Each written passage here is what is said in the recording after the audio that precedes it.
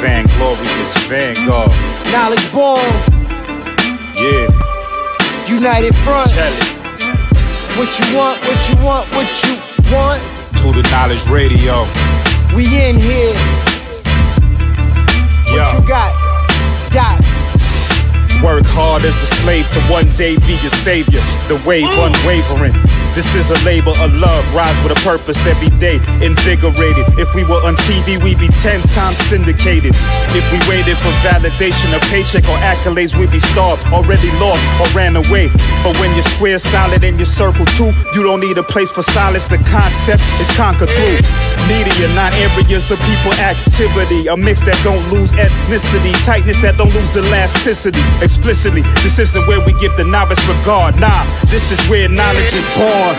Last time that I checked, I'm undefeated. Deliver edicts, can't resist when the gods build and manifest freedom. When lines get crossed, they may push a loss, cause they get handed a check. We kick the can and cancel your cancerous gestures. A prophet vision, precision, the prescription for the sickness is to inoculate your fate with the winning. Arrogant beginnings turn to humble endings. And UF with KBA is a win-win. 1K, 1K.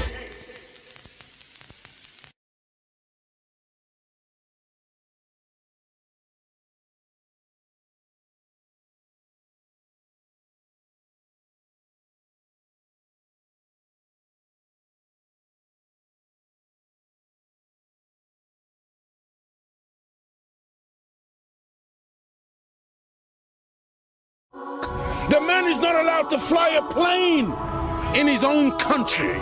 But you want to convince the world that this man is not only a threat to his neighbors, but he is a threat to the entire human family. You are a liar. Liar. And the people are intellectual cowards who sit down and suck up this filthy lie. Man, I've been rapping for a minute, I don't see how niggas hate on it. Swab Boss the greatest, motherfuckers should wait on it. Even if my album drop 10 years from now, nigga, it's gonna be the hardest album out 10 years from now, nigga. The Swab Boss, you niggas should see that shit. Whatever I am in the old niggas should be that shit. Whatever they say they gon' throw, I don't agree with it. Just had a couple of my old and come at me with it, man, it's Swab Boss. The reason why these niggas get hauled off if 100 niggas die for this cause, it's a small cost. I'm trying to get my people on their feet again, nigga, but I'm back smoking weed, drinking Hennessy, nigga. And maybe that's why I'm not back on my shit. It's Swab Boss from 2-6 who moved out to the bricks, hooked up with Bingo from 5th. Now we know we the shit, now they know they should quit trying to make it hood rich. All that bullshit on your mind, ho, I wish you would spit. Niggas know what I'm about, and they wish I would flip. Niggas ask about a track, they wanna hear that shit, but when they ask to do a track, they don't permit that shit, man. And that's the type of shit that I don't say, man. Niggas know from the go that I don't play, man. Coming straight from the streets, and I can't straight, man. They ain't fucking with him, cause he don't pay, man. Why are the Europeans so insecure about other people in the world? And why do you, after everywhere you go, you gotta kill and murder the rest of the people of the human family? Your history is written in the blood of the black, the brown, the yellow, and the red. Why are you so insecure? Do you know what brings about insecurity? What brings about insecurity is when you have a false concept of yourself. And the false concept of self is white supremacy. They believe that they are better because they are white. And as a result, see, when a man has that kind of silly mentality, Hitler had the silly mentality that the white man, the Aryan, is superior. So then at the Olympics, Jesse Owens kicks up all the Aryans. Hitler is outraged. He's angry. That's very simplistic. Yeah. Well, you need it to be simplistic. You need it to be extra simplistic. You see, they can't even take the reality. I know they can't handle. You know, look. When you take a brick, and you hurl the brick among a pack of dogs, only the dog who gets hit yelps. Think about it. Well, it's no shine in the tail. Snapping off film.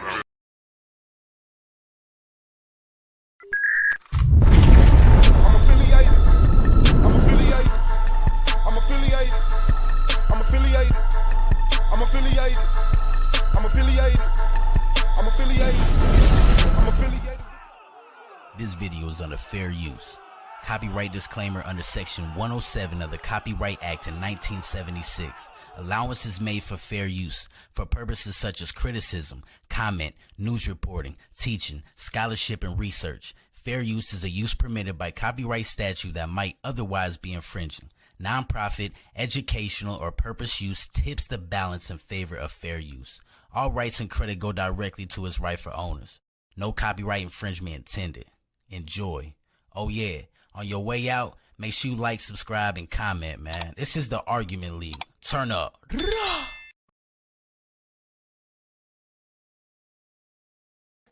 Gra. Shout out to the family. This the boy talk about Snapping Off Entertainment. AOSVDL, the Argument League. Okay, I think that's it.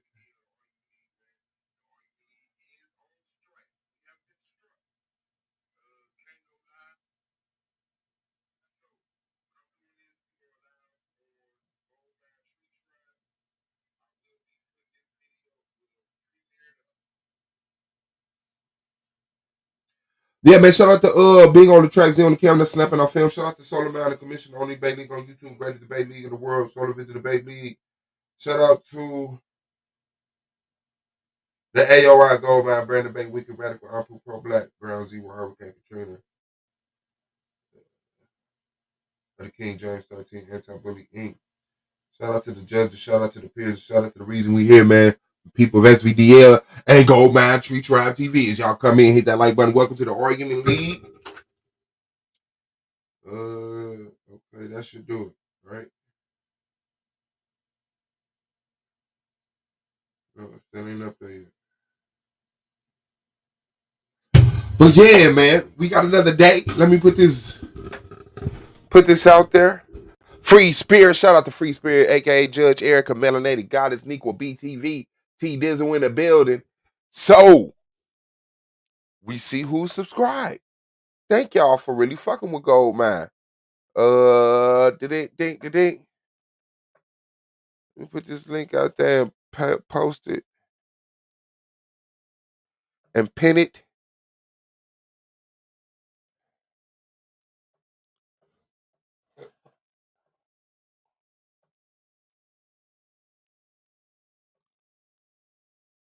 Oh.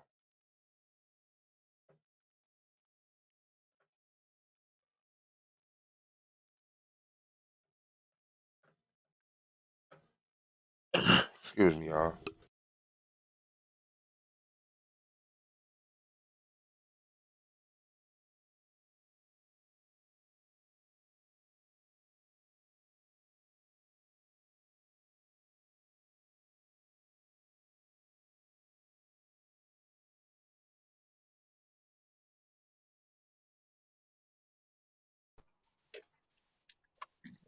Yo, what's good? What you got?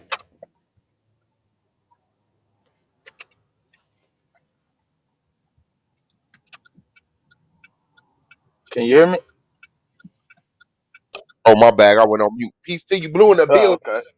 Yeah, appreciate the shit out of your presence. What's good? What's good? Yeah, man. Doing the Thug Dizzle, trying to hold it down, despite the fact, you know what I'm saying? Despite the fact, what you got going on? What you got going on? We do got debates today. We Oh got yeah. Guard versus Chris. Don't get it twisted. Oh yeah. But I kind of wanted to go over you and Anon's debate. You know, Oh yeah. Oh yeah. talk shit about it because that's what we do. And make sure y'all subscribe to Nequa BTV. I will be over there having a dialogue about the Black Panthers on the 3rd. Few things going on the 3rd. Yeah, man. My ass cleaned out last night. That's what's up. That's Felt what's up. good though. I ain't gonna lie. Being able to catch that sleep, I was like, shit. Yeah, that's the shit. I needed That's that, bro. 'Cause the damn. Hey, T Duck, jump on this panel, bro. Jump on this fucking panel, man. And this nigga Battle Axe was calling me and shit. I'm like, what the What are you fuck? talking about? All right, T Duck in the building. Appreciate your presence. They said What's up, gentlemen? that rapid fire was hilarious, man. I don't know what the judges was talking about with that 7. That strategic comfortability comment got me. Comfortability. Yeah, bro. Yeah, man. I forgot about. Damn, bro. I didn't even realize I even. Hey, you loked Damn, up. You kind of loked up. Like, look at it. I shedded a tear, Blue. man. I shedded a tear for you, man. I definitely felt like I cooked him. I felt good. You know what I mean? I felt good afterwards. The And, fact, Challenge that shit, bro. and I was thinking about it. The rapid fire, I was thinking about it. But then it's on the line too. I could lose more points too from that money. Hell nah. why you didn't attack credit? Yeah, man. It was a Who are lot. the I didn't creditors? really attack. It was really way more I was supposed to have on the table. Cause it just, you know, trying to I tried to do some stuff differently. You know what I mean? And then I've been trying to like not have questions already kind of set when I get in, kind of just going off whatever my opponent said. And instead it kind of get me out of, you know what I mean, out of what I'm actually trying to do.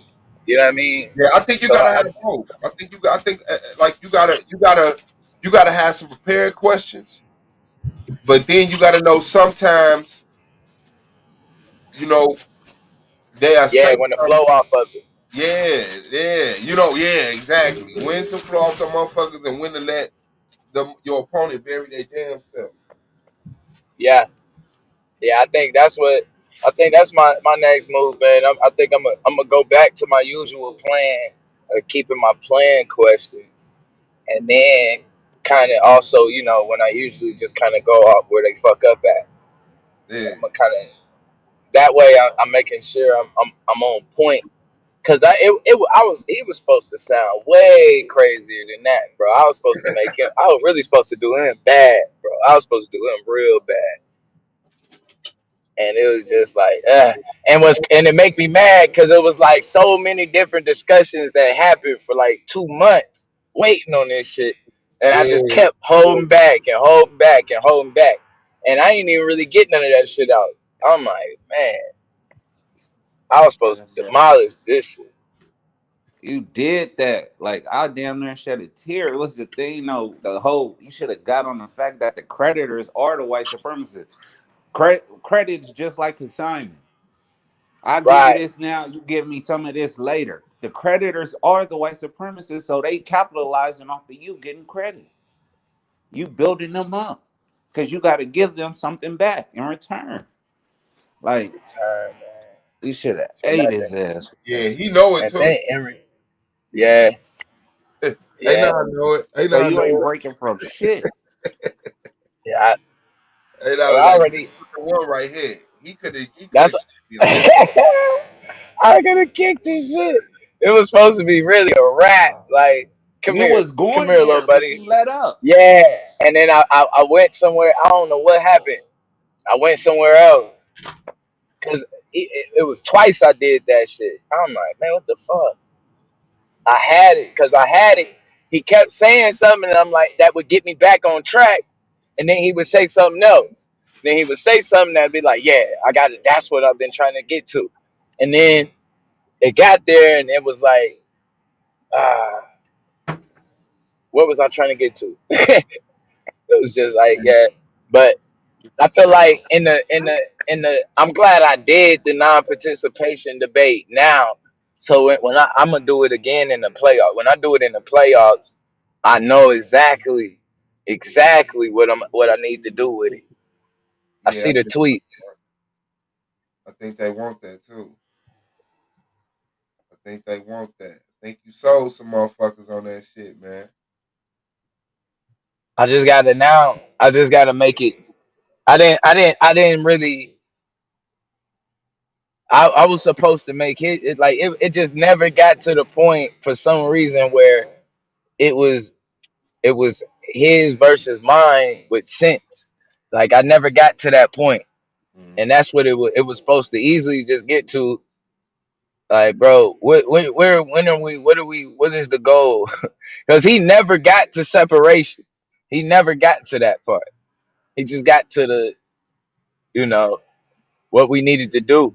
And really, what I was supposed to be pouncing on was just the fact, like, bro, you talking about building up? Like, we building up this shit to destroy it? I was really supposed to be devastating to him. But I think though, to do it now, I think I can get the win in the playoffs with that, especially with the judges too that judged it. I think with the judges that judged it, those are gonna be playoff judges. On top of that, so it's like, yeah, I get the non-participation. I know what I need to clean up, and I know exactly really what I need to hit on. Like, boom, boom, boom. We ain't got no other option. This is why, and then anything else is counterproductive. Lily got it. Say, T Doug, you should challenge yours too. You had like 3-point gaps on your scores. The no cutting off each other rule takes away from the turn up. The crowd likes to turn up. Solar had me cracking up when he was like, "No one want to be running in the woods barefoot." Yeah, nah. Blue Yeah. did an excellent job on that, man. He really did, man. I'm gonna challenge your shit without your permission. Fuck that. Fuck that. Suave wants to challenge Blue scores. Yeah. Well, I got into what? Yeah, you know what though? Yeah, man, I got to challenge the rapid fire. I got to challenge the rapid fire. Uh-huh. I got to. Let me get that. Let me get the challenge on the rapid fire. I got you. I got you. I got you. I got you.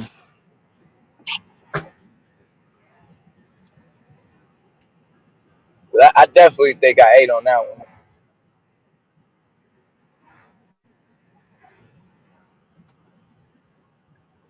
And I think he gave up control. To me, he gave up control over even his round. Damn, they won't even let me upload a video? What's up?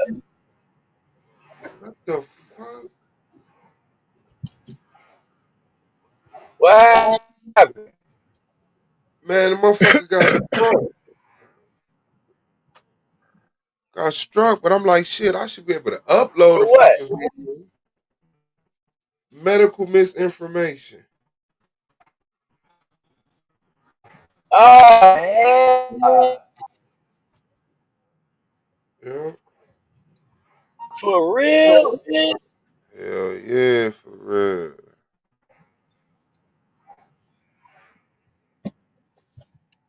That's crazy. I can't even Damn. upload shit. Damn.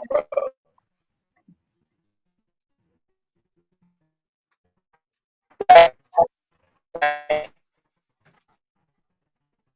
motherfucker say too many strikes. I only got one strike. I can't do shit for a week. Damn. Hey, that's fucked up. Let me put this motherfucking link at least on the.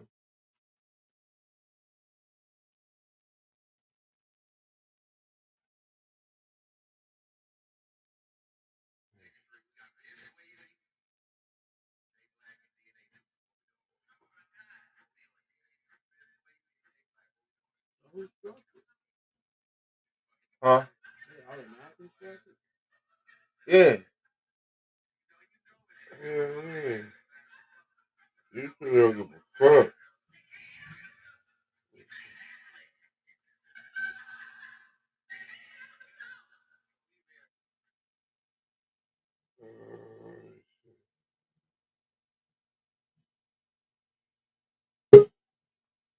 Damn, Damn, that's crazy. ain't it? Fuck y'all. Oh yeah, so yeah, the conversation ended up going there or something last night. No, this was a video a few days ago. The one that Solomon did about YouTube niggas nowadays or some shit. And then Domo said he got on there and they started talking about Fauci. And that's where it got hit. Oh, damn. Man, they ain't. Man, that's some bullshit, bro. Yeah. Okay, so that, damn, god damn, damn. Yeah, man, shit, man. I'm finna head in, man. If you want, you can play that shit, bro. If ain't nobody jumping on, I got to, I'm finna Okay, bet. clock in real quick. All right, yeah, we can do that. But I definitely, I hadn't listened to it.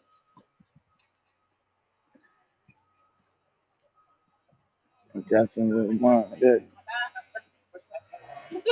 You already know, man. I'm right here. I'm gonna try to tap in and out whenever I can. All right, for sure, big dog. I'm finna get it in. Let's go to Solars. Let's check that out. Let's check out that debate.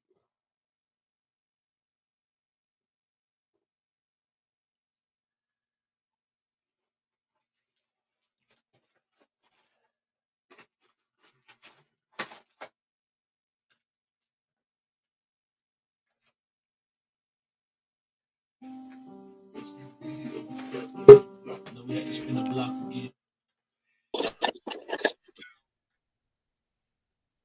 Domo in the building all the way out in the west, man. Nigga never do Adonis, bro. it. On my life, they put up and brr. I ain't know what the fuck. I tried to go live. Stream, y'all was like, what? YouTube ain't fucking with you. I said, what? YouTube ain't fucking with me. I fuck with YouTube. Yeah, I got the YouTube studio shit on my phone. So shit, I'm coming out of Hobby Lobby. You know what I mean? I get the notification. They like a whole strike, community guideline strike, not warning, not notification, strike. Yeah, bro. They ain't They not saying playing nothing with about niggas. that shit. All right, like I'm telling y'all better stop talking about the F man. I ain't even gonna say that nigga name no more. Man, I'm gonna say that nigga. That nigga ain't gonna hold me like this. Dr. F. Yeah. Yeah, that shit fucked up. Got niggas out here bad, bro. Shout out to Gold Missile. That. And then I created an argument league too, but I can't go live on that motherfucker tomorrow. 24, 48 hours, some shit. Then I can't You even gotta upload. wait 24 hours. Yeah, and I can't even upload a post to the argument league to let them know we on another channel.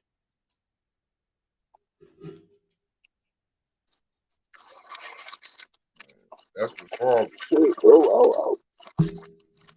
What you eating on, big dog? Fried mushroom? Hell no. Shit, me and the baby out here eating lunch real quick Big cat and you eating on the motherfucker fried. That before we fried continue big. these errands. Got my niggas some chicken nuggets. That fried big in the motherfucker. You fucking it up though. On my life. On that thing trying to survive. Yeah. That's what's up, man. Yeah. You don't I like think I make it here. what? That ain't gonna make it. No, just call and tell me give you your money back. What you was about to do? Play the debate? Yeah, I was finna play A9 and blue shit. Hell yeah. What? Oh yeah, shit. Tell Solar nigga to make a community post on SBDN to tell niggas that it's his fault. Ah, man. You like, man, that's some bitch ass shit. What happened? That's fucked up, man. You like, yeah. Once you monetize, that be on bullshit. Oh yeah, you already know. You already know. And shit, I'm about to sit back and listen to that shit. I'm on it.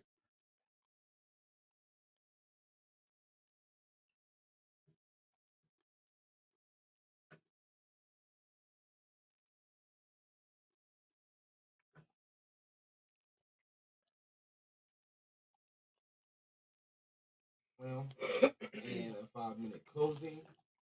So let's go ahead and do the damn thing real quick.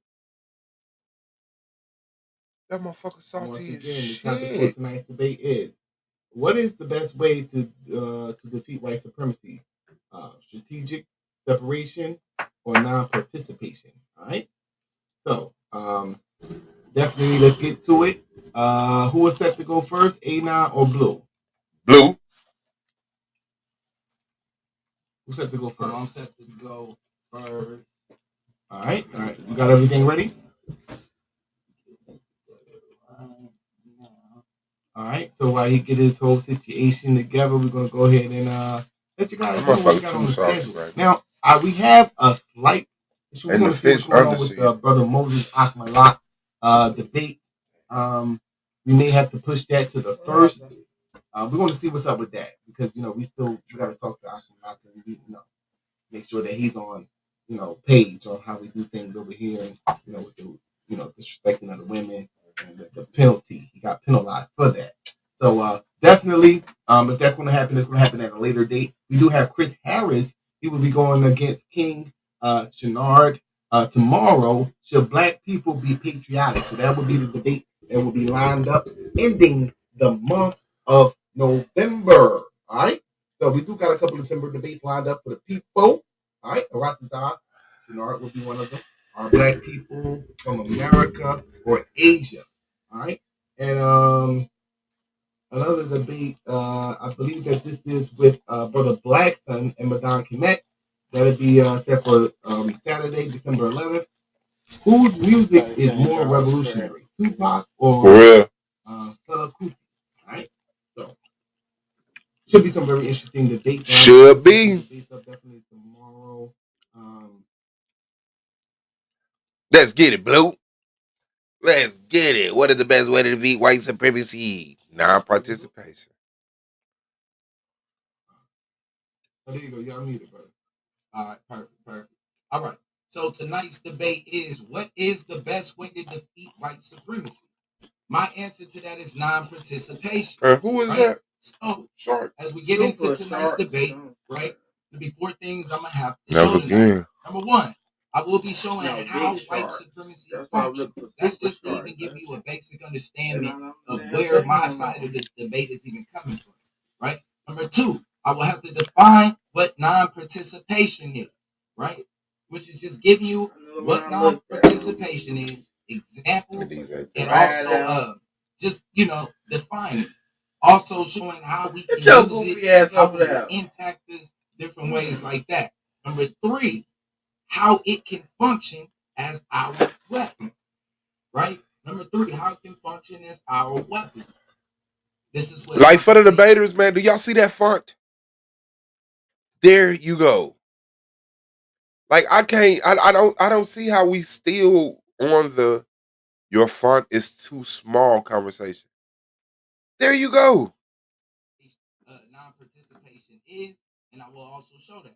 Number four, why it is more effective as far as the way of defeating white supremacy. Right? So these are the four things I'll be showing tonight.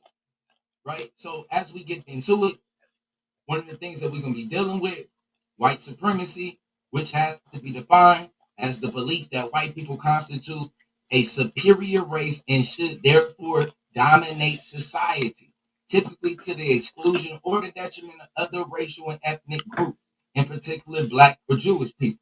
Right? I believe tonight me and my opponent both agree to this definition. Right? So anytime you hear me talking about white supremacy, this is the definition I'll be using. Right? Now, as we talk about white supremacy, correct, it's going hand in hand with what else? Guess what? White privilege. And also that definition for white supremacy comes from the Oxford Dictionary, right? The definition for white supremacy comes from the Oxford Dictionary. Now, when we get into white privilege, right? Now, white privilege, I'm getting this, right? This is from the social phenomenon. This is the social phenomenon by Jensen Rockford in 2005, Race, Words, and Race Stories, The Heart of Whiteness, Confronting Race, Racism, and White Privilege, right? And when you get into this, when we talk about white privilege, right, what is white privilege or white skin privilege? It's the societal privilege that benefits white people over non-white people in some societies, particularly if they are otherwise under the same social, political, and economic circumstances, right? Now, some of the people I will be using for my argument tonight will be people like Neely Fuller. Now, why am I using Neely Fuller? Right? Because I'm using Neely Fuller to, number one, establish the tools of the system. Right? I have to establish the tools of the system. Now, also, I have to show how they complicate our fight. Right? Then I have to show why I say I'm using them also to say why non-participation is the best answer. Right? So this is the purpose for Neely Fuller, right? But when we talk about non-participation in itself in my argument, that is specifically coming from the civil rights movement and Diane Nash. So Diane Nash will be used to what? Describe what non-participation is. It will describe what its purpose, and then also why it is necessary. So there I will be using Diane Nash, right? Now, another part, non-participation, right? Non-violent, non-participation comes out of the non-violent movement, right? Remember that. Non-participation is a baby of the non-violent movement. So when you talk about non-participation, it is action. It's how you practice non-violence, and it's what makes non-violence disruptive, right? So tonight's debate, right? It's what is the best way to defeat white supremacy, right? This is a hypothetical debate. So it is, if we got every black person to do this, would this be the best way? Or if we got every black person to follow A9, would that be the best way or the most effective way, right? And I'm going to say that it is non-participation. We see that. I will be showing the blueprint. Like I said, when we talk about strategic separation, I mean, I'm just going to be honest with you. When I hear strategic separation, it sounds real familiar to me. It sounds like we all ready to ride and somebody talking about some, hey, yo, let me out. Hey, yo, Doe, let me out. So I'm telling you right now, man. Done. Shout out to Chris. Shout out to Blue. We're gonna keep this thing rocking and rolling, family. We're gonna keep it rocking and rolling. A9, it is on you, brother. You got 5 minutes whenever you're ready, bro. Let me get everything set up. I was taking notes. 5 minutes, right?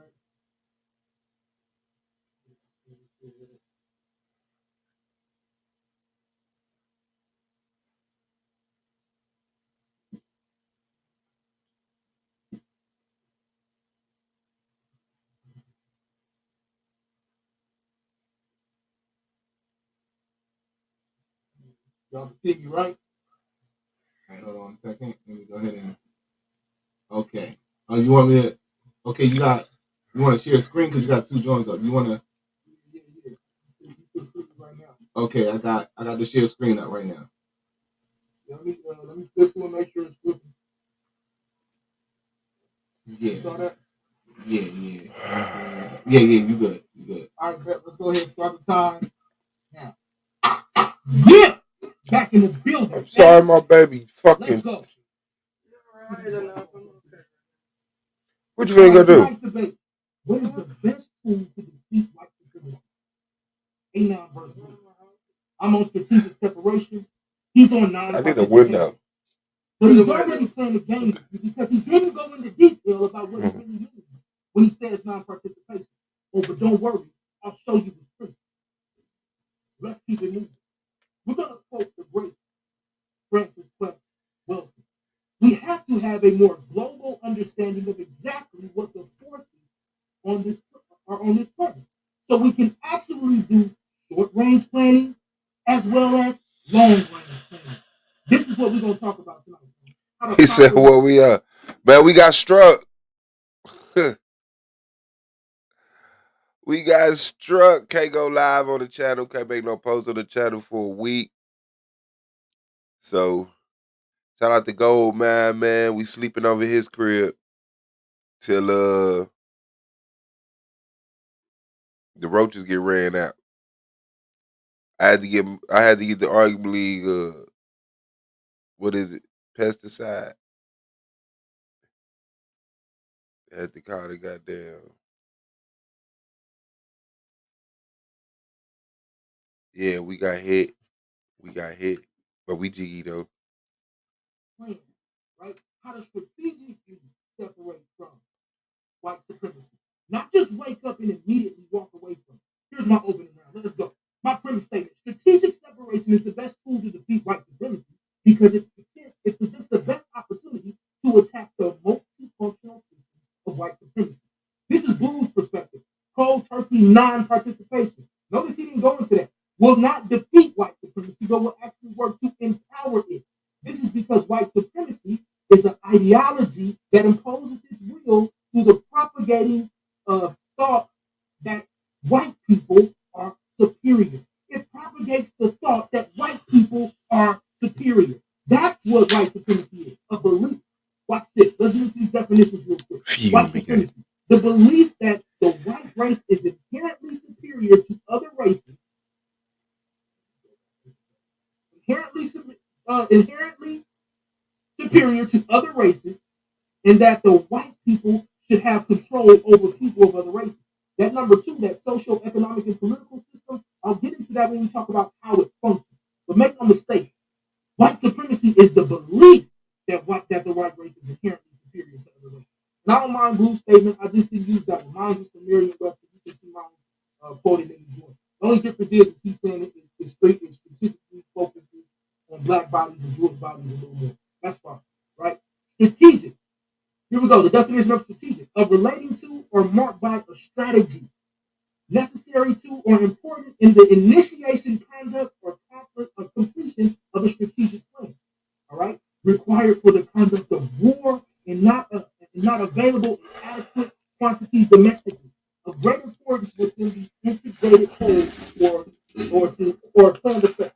Now, the reason that this becomes important is because we got to talk about a strategy versus non-participation, right? The final definition we see in strategic is designed or trained to strike an enemy at the sources of its military, economic, or political power. All of those definitions apply today. Separation, the act or process of separating, the state of being separated. Number two, a point, line, or means of division, right? The intervening space gap, cessation of cohabitation between a married couple, termination of a contractual relationship. All right, so when we talk about separating, we talk about actually ceasing a relationship, actually ceasing interaction. He's talking about non-participation, the absence of participating. Let's get into his. And this is crazy to me. That's some bogus ass front ain't I got. For real, that surprises me. That his front is like you can't even see the source at the bottom. That black on that blue, I think I heard him say something about that last night. Yeah, the source at the bottom. Yeah, I never would have thought. I never would have thought I'd have saw something this This small. is when you look an immediate disconnect from all 9 areas of activity, spiritually and physically. I firmly agree that the system cannot be used to win. He said If we are to be spiritually. victorious, we must be willing to be uncomfortable for the greater cause. Defeating white supremacy, I will use Millie Fuller Jr. to establish the 9 areas of activity. Then I will argue that in order to control all 9 areas, we must disconnect from anything that our enemy uses against us. So what he's saying is we want to disconnect to reconnect. Listen to that. And remember, he's talking about cold turkey. He's talking about immediately waking up tomorrow, everybody walking outside, and they're not going to participate. Get into my key point. Number one, what is white supremacy? I'll tell you, white supremacy is a belief system that seeks to influence through social, economic, and political means. Number two, what is strategic separation? Strategic separation is the initiation of the coordinated conduct necessary to divide and cease the detrimental cohabitation with the white supremacist ideology. Finally, his non-participation, the immediate cessation of. I like this PowerPoint though. I like this PowerPoint. It's just in some cases the font too small, but I like this PowerPoint for real. I like the busyness of it. You know, the transition, the movement. Finally, let me quickly summarize. You talking about you want to get out the car. I was never in the car with you because you're talking about anarchy. And anarchy, and I'm going to show y'all this, will lead to insurrection. Have a good time. I'm about to cook you. That's my time, family. I'll be back in a minute. Okay. All right. And we will be back in a minute, family. This is the Solar Vision Debate League. Man. That's fire. What's good, family? But race, right? As we go, white people are people who classify themselves as white and have been classified as white and accepted as white by other people classified as white and who generally function as white in all 9 major areas of activity, right? Now, mind you, this is somebody who functions as white and also is classified as white, right? Let's talk about people non-white. Keep going. People who are non-white are people who have been classified as non-white and who generally function as non-white in their relationship with each other and with people classified as white in all 9 major areas of activity. Right now, when we talk about this, I want to remind y'all, what are we trying to separate from exactly? What is the fight? The point of the non-participation, right? And this immediate separation, right? Not strategic separation, but this immediate separation is to immediately gain control over these 9 areas, right? Part of the reason why they have control over these 9 areas is because we participate in a game that they created to make themselves look superior, right? An example, when we look at the IQ test, the way that most people tell you that they built the IQ test was built off of white curriculum, based off of white thinking, and based off of white people to make themselves look like they were the smartest on the planet. When in reality, that's not even true. But let's just keep going. When we talk about the white supremacists, right, are people who classify themselves as white and who generally function as white, right, and who practice racial subjugation based on white. So you got people who practice subjugation based on white, and then you got white people who benefit on subjugation based on white. And when you talk about being black in a white supremacy system, guess what? The system that white people or the white supremacists built or created, where does that put you at? An automatic disadvantage, right? So as long as you are functioning as non-white in a white supremacist system, guess what? You are only functioning at your own detriment. Like that's just simple and plain. Now let's just keep going. So, mind you, according to Neely Fuller, right, what happens in one area of activity affects all other areas of activity, right? So what a person does in the area of economics affects what that person does in the area of religion or sex or war or etc. Correct? Understand that. There's no getting around that. So there's no just, oh, we're going to just control economics. Nah, but we're going to still be getting beat up in the head by this. And this is why we're getting beat up in the head by this. If they're able to control any one aspect inside of this system, they control the whole thing.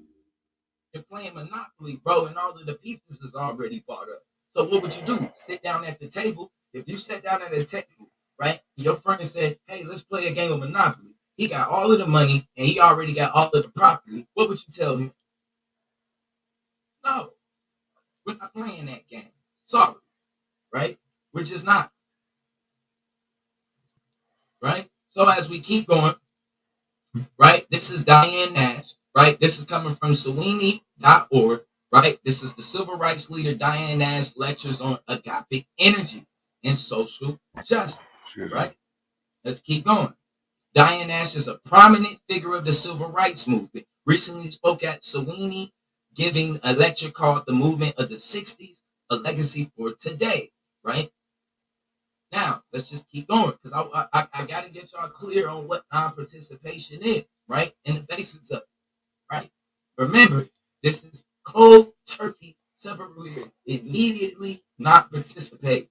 It isn't about not participating to participate. It's about not participating for control over your own well-being, right? So let's just keep going. She goes on to say, I felt outraged, right? By obeying segregation rules, it felt like I was agreeing with it, right? So what did she do in order to conquer that, right? Now, let's get her qualification. She was a leader of the civil rights movement, created the Student Nonviolent Coordinating Committee, helped start nonviolent demonstrations in Nashville, and these were successful, mind you. Let's just keep on. However, she emphasized that nonviolence itself isn't a strategy. It isn't a strategy. And I want y'all to know that non-participation, right, comes out of nonviolence. Let's just keep going, right? Nonviolence itself isn't a strategy, right? But instead, the movement used agape energy, a term which encompasses more than just the absence of violence, right? So, mind you, this is a nonviolent movement, right? This comes out of the foundation of it is the civil rights movement coming from agape energy, which fuels this new movement, right? Which fuels this movement. And the point of when we're talking about agape energy in itself, right? What are we talking about, right? So now Nash coined the term, right? It comes from the Greek word agape, which means brotherly love. It's the idea that people are never the enemy, but unjust political systems, unjust economic systems, racism, sexism, etc. Right? Let's keep going. Oppression's always now. This is coming from Diane Nash, and this is what inspired the non-participation movement of the 60s. Now let's just listen to this. Oppression always requires the cooperation of the oppressed, Nash said. And then she said, I'm going to say it again, that oppression always requires the cooperation of the oppressed, right? Simple and plain, if the oppressed would withdraw their cooperation from the oppressive system, Nash said that. Yeah, I think that's what Kanye West meant when he said slavery was a choice. System will fall. This is the basis for non-participation. Once you realize that, hold on, not only am I not benefiting from this, but I'm participating in something that's willingly and purposely putting me at a disadvantage. Well, I'll just withdraw my hands and whatever happens, it happens. Right? Like, I don't even understand how this is even hard to even think about. Right? So now, what does non-participation look like? Now, if you notice, like when we get into it, it looks like anarchy. Now, is this something to be scared about? No. This is something that levels the playing field. As long as you are under controlled chaos, they're able to easily calculate your next move, what you thinking that you planning on doing, and then move in on you efficiently. But when it's uncontrolled chaos, when it's true anarchy, when it's truly that the people are fed up, then that is the crumbling of the system in itself and the infrastructure. Why? Because we are the people who uphold the infrastructure. The infrastructure sits on top of us, right? They have to get us to believe in this trickle down effect, right? That gets us to participate and give our time and our energy, right, in order to keep the infrastructure going. While we knowing that while we're at a disadvantage. So when we talk about South African riots, the inside story on Durban's A Week of Anarchy. This was by Andrew Harlan, right, African correspondent of the BBC News, right, coming out. This was July 29, 2021, right. Let's go. After a week of anarchy that left more than 300 people dead, right? What's wrong? Left more than 300 people dead. Now, this is only on a minor scale what we're looking at. But we are talking about with non-participation, this would cause this on a much greater magnitude. We're looking at a much greater domino effect. So we're not looking at something that would only go for 1 week. We're looking at something that would continue to last until things around you are no longer functioning the way that they were before, right? And so now, once those things are no longer functioning, this is where you come in and gain control over yourself, and you decide what you want to do, right? So, let's just keep going real quick, right? Everything is gone. I have no insurance. I'm worried about the future of South Africa. I'm worried about the future of my kids, said entrepreneur Don Shabala. Now, this is why you have to immediately, not only physically non-participate, but separate yourself cold turkey, but spiritually. Why? Because these attachments right here, these attachments to the infrastructure of in the system is the reason why you're so afraid to fight. It's the reason why you want to get out of the car. Let's just be honest. The only reason why you're afraid of the future is because you don't believe that there's a future without white supremacy. And you're scared of what that world looks like without white supremacy. See, you're scared of where you're going to get your water from. You're scared of where you're going to get your food from. I'm not. And I'm willing to live with the consequences. And in order for non-participation to be effective, which this is what would make it effective, right? Is that we would be willing to live with the consequences, right? Consequences of our actions. Simple and plain. Because that's exactly what it would be. Taking action and not being reactionary. She called watching the horror and the frustrations as the overstretched local police made no attempt to stop the destruction. They had no chance to stop it. Right? Overstretched.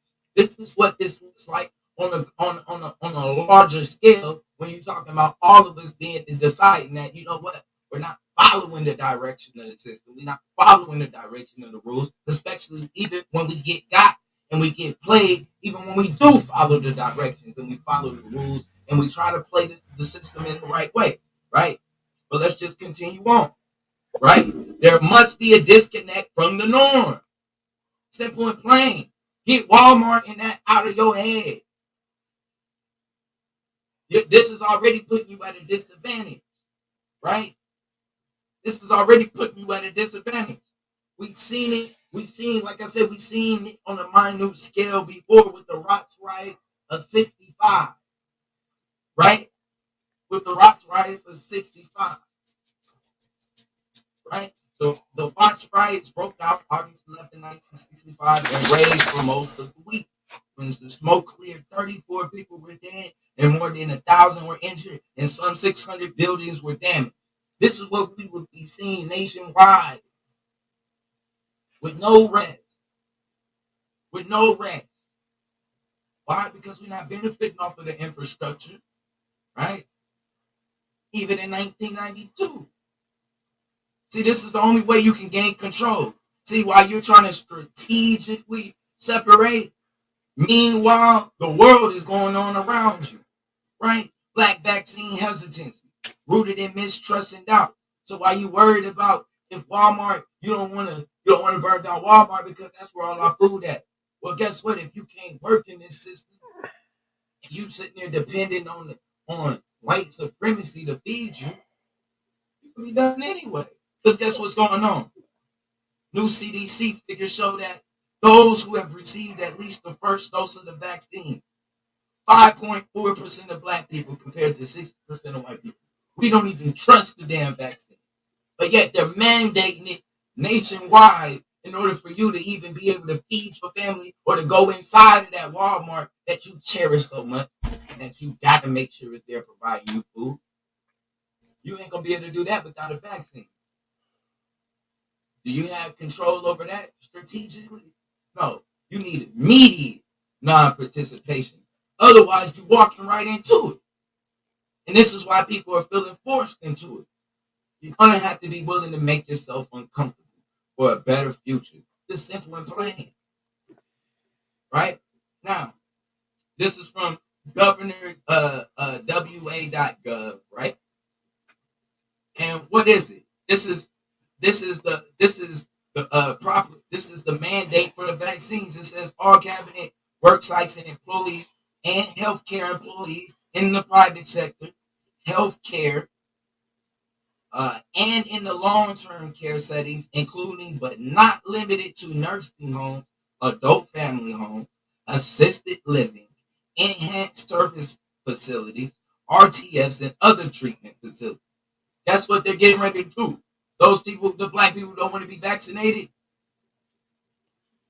They already feeling like they don't have a choice and are on the edge, and they're trying to pressure you into being vaccinated, and they need you back vaccinated. Why? Because they can't get nobody to work today. Your non-participation is very vital to how how this system functions. Every day that you participate. Every day. Your participation is what makes people comfortable about even coming to America. Why are they even coming here in the first place?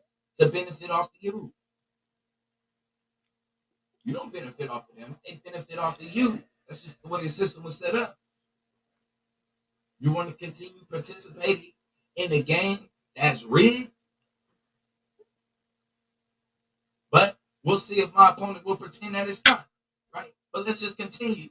So we just want to see who this applies to. This includes the contractors, volunteers, and other positions that have any on-site presence in any workplace setting.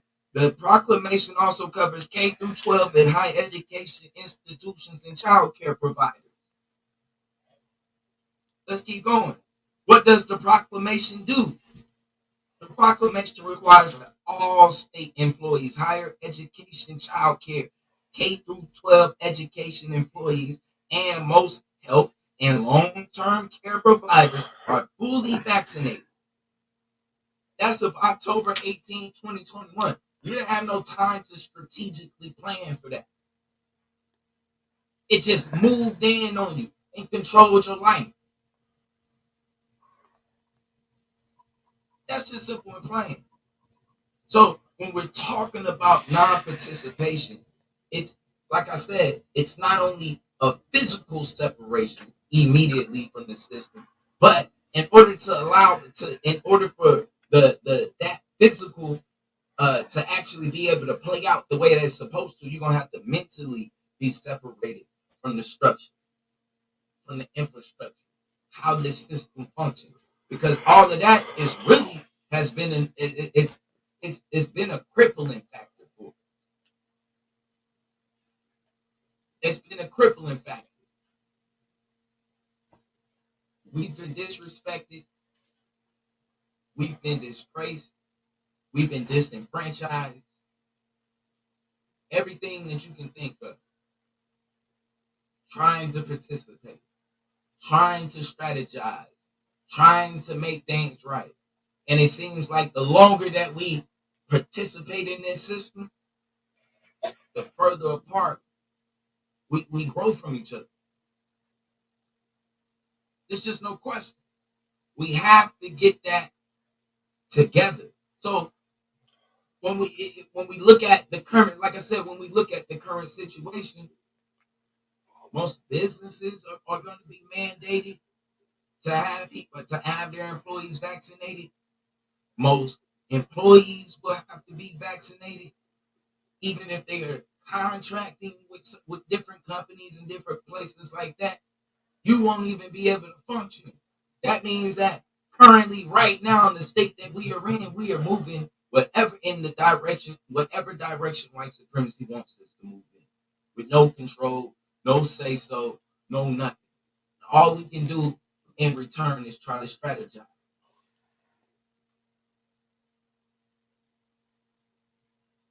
With that being said, that's my time. I appreciate it. That's his time. He appreciated. Good solid round. Yeah, can't be mad at it. Went into a lot of different things. You know, I think it was kind of yeah, and that was a nice round. I think I see what people say when they miss the actual breakdown of what the non-participation inquires to a certain specific degree. A lot of what was left to, I guess, people understood. Like shit, you know what I mean? Shit. So yeah, that was hard. That was hard. Let's get into the champs round, man. Blue. We're gonna pass the rock now over to A9. We're gonna go ahead and share the brother screen. The brother screen is sharing. It is on you, A9. You have 15 minutes with the 5-minute overlay. Whenever you're ready. Mute your mic.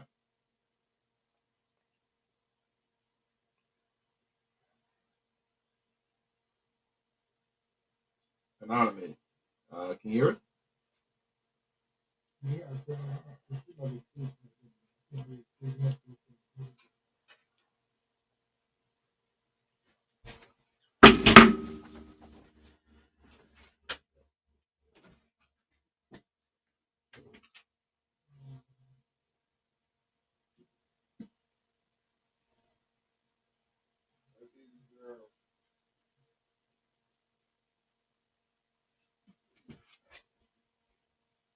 Yo, is my camera on too already? No, that's the rebuttal round. You're good. If you don't have a camera. Okay, go ahead and start my time. Put she's on a presentation. Okay, so when I deal with everything he's just saying in my rebuttal. Let's go ahead and get it popping. This is my premise. All right. Remember what this debate is about. What is the best tool to defeat white supremacy? Not just move away from it, not just make it uncomfortable, not just make yourself uncomfortable. It's about how you defeat white supremacy. So let's talk about this. Billy Fuller Jr., you see the brother's quote. He said, if you don't understand white supremacy, white racism, everything that you do understand will only confuse you. This brother's confused because he doesn't understand racism and white supremacy. So first, let's deal with this. What is white supremacy? White supremacy, like I said, is the belief that the white race is inherently superior to the other races and that white people can have control over people of other races. Notice it says it's the belief. It's not the fact. There is no fact that white people are better than us. There is no fact that white people are superior to anything. It is a belief. And therefore, it is something that is fragile and can be destroyed and can be defeated if you attack the ideology. I'll deal with the social, economic, and political system because that is actually how it works. Now let's keep it moving. Professor Ibram Kendi, right, a professor of history and international relations at American University in Washington, D.C., the author, also the founding director of the Anti-Racist and Policy Center at American University, says it like this. He says the actual foundation of racism is not ignorance and hate, but self-interest, particularly economic and political and cultural. This is speaking to a belief. But was this a statement of fact or an appeal to authority? Let's get to it. This is the example he gives in that same article. He says, the self-interest the Portuguese had to justify their pioneering slave trade of African people before the Pope. The racist idea. Africans are barbarians. If we remove them from Africa and enslave them, they could be civilized. This is a very important point. The thing that makes white supremacy work is they tell you that everything that's not like them is uncivilized. If you tuck tail and run, and cause anarchy against white supremacy, they will use their media system to show everybody that you are just an uncivilized barbarian. You're playing right into the hands of white supremacy. by participating in anarchy. Just to prove this, because these are facts, it's not appeal to authority, the Spanish historian missionary Bartolomé de las Casas, he writes the Memorial of Remedios, which is a plan advocating importing black slaves to replace the indigenous slave population. PhD Danny Anthony says he originally advocated the use of African slaves instead of indigenous Americans because Spanish considered them to be hardier than the natives. So now this is something else that is speaking to you. De La Casas probably inadvertently started racism as it pertains to slavery. Why is this important? This fact is important because it speaks directly to the perspective that white supremacy is an ideology, a belief that when properly exposed can be defeated. This brother's talking about, interacting and participating. We haven't even begun to properly participate or to strategically separate ourselves.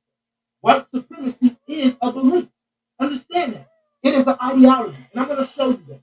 How does white supremacy work? Now we get to the meat and potatoes. Remember, I told you that number 2, the social, economic, and political system that collectively enable white people to maintain power over people of other races. That's the point that he's talking about. So he's saying if we stop participating in the social, economic, and political system, that they will not have any power. Wrong. Because now that causes an insurrection. This is not South Africa. This is America. Professor John Powell, professor of law and African American studies and ethnic studies at Cal Berkeley, he's sitting on the Robert D. Haas Chancellorship. He's director of Othering and Belonging Institute. He's director of that institute. This is what he said. An article published by Berkeley, UC Berkeley newspaper, says white supremacy, watch this, and it is an identity and belief.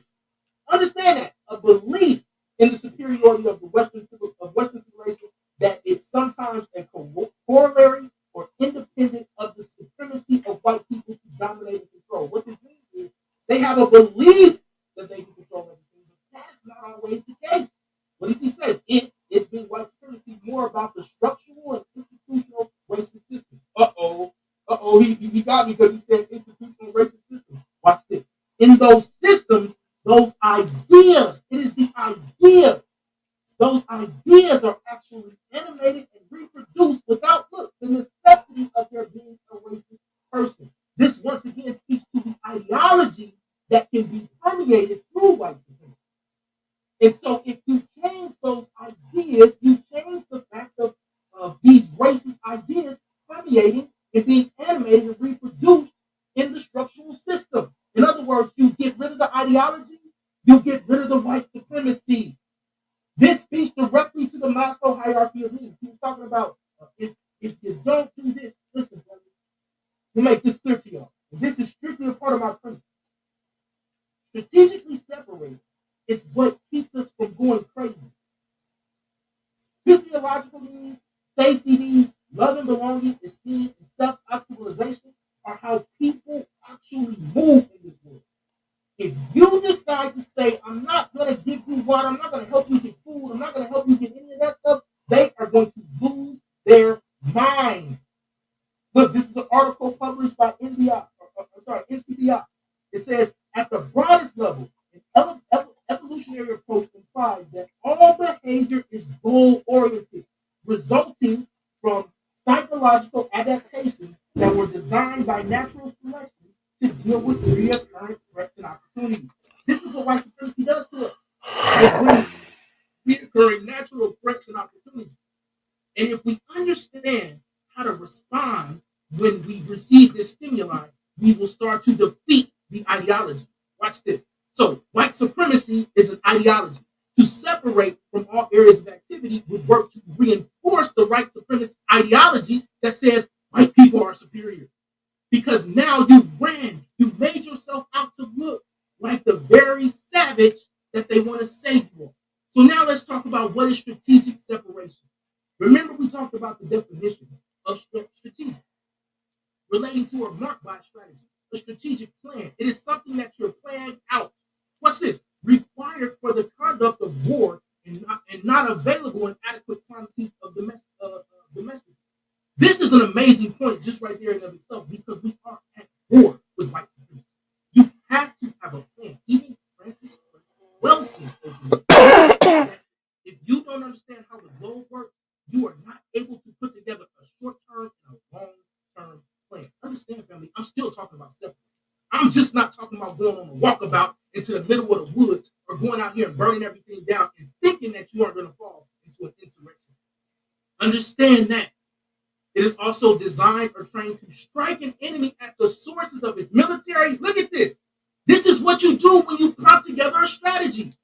You attack in the very areas that white supremacy uses to operate. In the military, economic, and political power. Without a strategy, you are not attacking those areas. The act, separation, the act or process of separating the state of being separate. Now, let's get to this basic explanation, right? Strategic separation is the initiation of the coordinated conduct necessary to divide and cease the detrimental cohabitation with the white supremacist ideology. That is the problem. See, I can still participate in this system if I cannot have a white supremacist ideology because I'm prepping to separate. There's nothing wrong with wanting to leave or wanting to not participate, but there is no way that you're just going to wake up and do it tomorrow. There is no cold turkey cessation of participating in this system. And I'm going to show you why at the end of this presentation. We are talking about self-determination and self-actualization. This is the key. How does strategic separation defeat white supremacy? Let's get it. Now, we talked about this. We saw it. I'm going to go into this a little bit, and I'm going to break this down. And I'm going to summarize for it. I'm going to get y'all out of here. What are the major areas of people activity?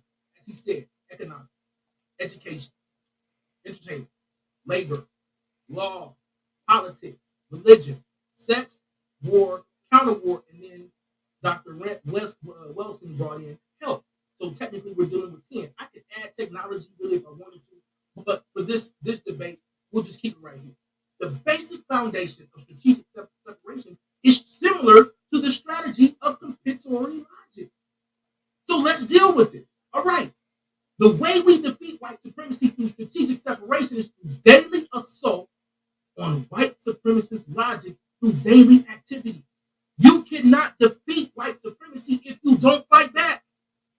So in other words, the way that white supremacy beats you is through redlining. Then you fight back and you make sure that you reestablish your district. We are not engaged enough in our political area. Most of y'all can't even tell me who your public servants are, yet alone are you holding them accountable. You don't like the way things are working with economics because economics is way more than just finances. Then why are you not learning more about how to improve your economic status with you and your brothers and create multinational? Shout out to Shay in the building. Separate or not participate in this particular system. But make sure that white supremacy is a global phenomenon. So the only thing we can do is defeat ideology. That's it. Now, according to compensatory logic, there is a reason to believe that each person does or says each and every day, or that what each person does really in that office, huh? has a direct or indirect effect on what happens to all the you gonna stand up again? Universe in what could be called the nine major areas of activity. This is important to understand. So that means if I'm doing activities every day that are furthering along white supremacy, then yes, I'm helping. But if I'm strategically doing things that are destroying white supremacy, i.e., we'll go through these 9 areas now, and how do we do that? First, in economics. When we read economics, also means using all things, thought, speech, and or action with maximum efficiency with the objective look of eliminating racism and white supremacy. This is nearly full understanding of this. You can use everything to your advantage in economics to eliminate racism and white supremacy. What does the role of strategic separation look like? So what this means is you understand something like what Claude Anderson was talking about. When we practice group economics, when we actually make sure that we are not just creating businesses, but we're creating businesses, we're creating 401ks, we're creating all of the various retirement products needed, everything needed to actually sustain a family to go forward and move away from this place. If you want to leave this country, then you're going to need allies. And you aren't going to be able to make allies if you don't have a strategy, especially an economic strategy. And understand, brother, I'm not just talking about money. Education. It is correct for all victims of white supremacy, non-white people, to know and understand all that the white supremacists teach. How are you going to know that if you're not participating, to know everything that the white supremacists teach, as well as why they teach what they teach. This is not talking about running away. This is talking about understanding. It is correct for all victims of white supremacy to know and understand all that the white supremacists know and understand. Why? Because knowledge is neutral. It is how knowledge is used. And for that, and for what purpose it is used, that produces its value. How are we using the knowledge? That is the essential understanding. How does strategic separation help with this? How does strategic separation interact with this specific understanding? Obviously, we educate each other on not just how white supremacy works, but we educate each other on how to overcome it. And not in a way where I'm trying to cause insurrection, but in a way where I'm to the top most affluent black people, as well as the most non-affluent black people. To the most affluent white people, as well as the most non-affluent white people. Because understand, not everybody that is non-black is a white supremacist. Even according to what Blue said, the only people that are white supremacists are the people who are actually participating in racism. We can defeat that through defeating the ideology. Entertainment. He says, many non-white people spend much time, energy, and money showing off to each other. They do this as a means of trying to make the overall effects of racism and white supremacy on their personal affairs seem unimportant and or non-existent. This show-offism serves no constructive purpose. This is self-accountability. During strategic separation, we are no longer worried about 20s, rolling on dubs, having Louis Gucci Prada. No, we're going to spend money with black businesses. We're going to make sure that we build up our community and that we are actually focused on teaching each and every person that until we destroy white supremacy, we cannot be free in this space. Labor. Racist man and racist woman, white supremacists collectively are the superior workers among the people of the known universe. They do more work than anyone. Look what he says. The work that they do, though, of racist man and racist woman is to establish, maintain, expand, and or refine the practice of racism. If you bow out of the race, you give them free reign to continue to propagate the practice of racism. We have to teach, even on the labor site, even on the job site, we have to show that we are promoting the separation. How do we strategically separate? Either we don't work for certain companies or we work together to create our own companies. There is nothing wrong with creating a business. Even if you leave here or you're not participating, you shut this down, businesses will still be established. You're not going to get through this without learning how to engage. According to the compulsory logic, a law is anything that is done. Now we're talking about the area of law.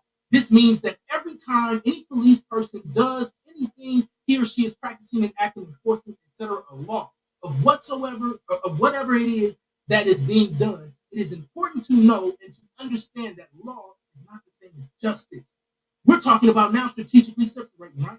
So what did we just see that happened in Brunswick, Georgia? We saw a strategy. We saw Wanda Cooper Jones work with Lee Merritt to get 3 white men in one of the most racist counties in Georgia convicted with a jury of 11 whites and 1 black, because her strategy was to stay focused and enact and enforce equity, to enforce the equatorial process that says we want to have due process and we're going to make you do what you're supposed to do. I am not running from these people. We're going to make them do what they are supposed to do. Politics. The system of white supremacy, what it is and how it works, is specifically designed and intended to result in both white people and non-white people thinking, speaking, and acting in a manner that is tragic, shameful, disgraceful, loathsome, contemptuous, grotesque, vulgar, obscene, indecent, etc. That means we got to learn how to treat each other. One of the biggest problems we have is we don't know how to treat each other. Once we learn how to properly interact with each other, now we can create synergy. We can create something that moves us forward as a group. I would like to see non-participation move as a group when a lot of black people are making money, a lot of black people aren't making money. A lot of poor white people in this country, a lot of rich white people in this country. A lot of poor black and brown, Asian, you got caste systems all around you. So how are you going to fix that? By running away from it? No, we have to engage. The same with religion, right? How does strategic separation, I'm going to move through this because I'm running a long time, right? How does strategic separation work in religion? because it tells you to have an eclectic culture as it pertains to religion. I can study all religions, I can maintain my religion, and I'm going to be peaceful. If I'm taught to live at peace with all men, then that's what I'm going to do. Sex, according to the common theory logic, is any interaction between male and female that may or may not include one or more varieties. How do we do this with sex? We teach our children better. We teach our children not to have sex until marriage, not to go around here and be sexually charged up, and even not watch the television show that they are putting on TV. That doesn't mean that we just leave the country. War and counter war. How do we win war? We strategically plan. We create our own militia. We create everything we need, and then we can separate. If you want to go to war with these people, fine, but have a plan. Load up your guns. Learn how to do little shooting drills. Learn how to do room clearing. Learn how to do everything that the military do, and then separate. That's not happening in one day. That's how strategic separation works. You learn the weaknesses and you work through it. So, finally, we change how we eat. We change what we put into our bodies. We obviously create our own hospitals. We make sure that our children, that we're informing them and educating them more. We need more doctors, so we're pushing that. And now, finally, we get to non-participation. When we talk about non-participation, this is anarchy. The brother said it best. I'm introducing this so it's not something new in the rebuttal. All this is going to do is enact an insurrection. The Insurrection Act of 1807 makes sure that once you decide to do what he's talking about doing on a global, on a national scale, it will destroy you. They will now enact the Insurrection Act. That's why it's best to strategically separate, because as a whole, as a collective, we are not ready. So to recap, white supremacy is an ideology. And if you want to defeat it, even though that ideology permeates and translates into systems, the systems are blank surfaces. Economics, education, law, religion. It is a blank slate. And we can go and change the ideology in these systems, therefore allowing us to defeat white supremacy through defeating the very ideology of white supremacy. And once we do that, now there is no reason to go through this crazy non-participation system, because we have actually enacted the goal, which is to defeat white supremacy. That's my time. All right. There it is. Very interesting. Both debated. The champ's premise, man. Yeah, like I say, man, I like the PowerPoint. He had a straight up walk up the block. It was a good job doing that. I even think I heard him admit he had a lot on the plate. I don't know if it's too much, but he definitely walked off into,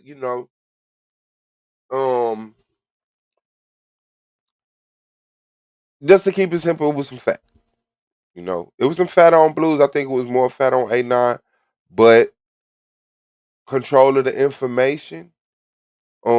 He did everything he needed to do. I think it was just I think it was just it wasn't point for point because it was other things that was put in there. So it was like point and point and point, and kept straying away from the main point to what's the name. So yeah, but this was his first debate back. You know what I'm saying? And you do want to fill in your time. You do want to touch on everything you feel, you know what I'm saying, might get addressed. So great fucking job. Great fucking job. Real talk. I think Blue having a couple of debates this year is what gave him that advantage of being settled and being simple, Yeah, some awesome premises. Like the only conflict, like I say, Blue kept it a little too simple. A9 kept it not simple enough, a little too complex. But yeah, I don't really see nothing that was crazy about him. I think those was 2 solid round isms. Blue had a little problem on his audio. His audio kept acting like it was finna fuck up on him. But I think any information, any transference of information was minuscule to none. It was like you heard what he was saying. Other than that, A9, man, solid ground. If I could critique, and I think he knows it, this, already. The font, the color scheme, and the complexity. A lot of the times you just got to keep it simple and nail it and nail it again, nail it again, nail it again, beat it into their head, beat it into their head. Yeah, yeah. Shout out to the league, man. Let's get into this rebuttal. To this motherfucking rebuttal. Orange looking like Parappa the Rapper. I called that nigga Orange. Blue sitting this motherfucker look like Parappa the Rapper with that orange hat. Shout out to Blue. This is crazy. I just want to start off by saying that we were talking. The title of this debate is about defeating white supremacy. Now, in his argument, he tried to make my argument about non-participation be somehow about being that comfortable in the system. And then he got right up here and started talking about being comfortable in the damn system. Hell nah, that's like that. Problem. Your sister asshole. That's fucked up. Shout out to sister love. Right? What caused them to look at you as a savage. Right? And he said that they would use the media to spread all around the world that you're a savage. Guess what, A9? They are already spreading all around the world that you're a savage. So I don't know what you're so scared of that for, because they do that every day. You have no control over that. Number two, the brother somehow tried to say that. Now, mind you, he tried to, the system is just the system. Well, you got white supremacy, though. It's the way that you feel white supremacy is through the system, right? But then you're going to say the system got a clean slate. Who created the system? A9? Who? Oh, white supremacy. And now you're telling me that white supremacy got a clean slate? His whole debate was about building up white supremacy and fixing white supremacy and making white supremacy better and getting white supremacy more comfortable. Oh, you need to go and ask for this and go and ask white supremacy for that. And we just get together and get our neighborhoods together. We supposed to be defeating white supremacy. And you worried about, and you worried about credit and having a 401k? Explain to me how a 401k is going to help us defeat white supremacy, sir. Like, this is a joke. And that's the point. This is why we need to immediately separate. Because the further we into it, the more confused we get on what the fight even looks like. You don't even know how to fight. You don't even know how to fight. He's so attached to this system and not being a savage that he's becoming a white supremacist. Now, he said that you can be in the system, participating in the system of white supremacy and not uphold white supremacy. Really? Because we got a lot of black judges. Are you telling me black judges aren't upholding white supremacy? Even though they're black judges and they're not white supremacists? What about black congressmen? Huh? We had a black president. Did the black president stop white supremacy? Did he stop upholding white supremacy because he was the president? No, he didn't. Why? Because you can't stop white supremacy by participating in white supremacy, sir. I'm sorry. It don't work like that. It just don't. Now, part of the reason why the system is even oppressing you, right, and what makes the system oppressive is your participation. Every day you wake up and choose to go get oppressed. Why? Because you're scared of where your meal going to come from tomorrow. You don't really believe. You don't really believe. We're supposed to be the most spiritual people in church every Sunday. Talk about how much faith we got. And the minute that we tell you, hey, man, hey, this system is to our detriment. Every day in this system works to our detriment. Then they'll even tell you that this is the system of Satan. We'd be like, hey, let's separate from the system. They make every excuse for, this ain't the mark of the beast yet. Not right now. No. Don't nobody want to be uncomfortable in order to make a better future. No. You need to work on getting LLCs and 401k. That's not going to help you defeat white supremacy, nor is that going to help you get put in the right mindset to defeat white supremacy. This is a joke. This is why you can't strategize. You just have to move. This is what made the nonviolent movement so effective, is that it wasn't a strategy, it was a movement. You just move.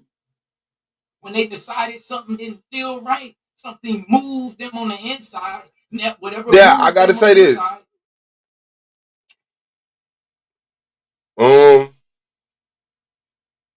Great.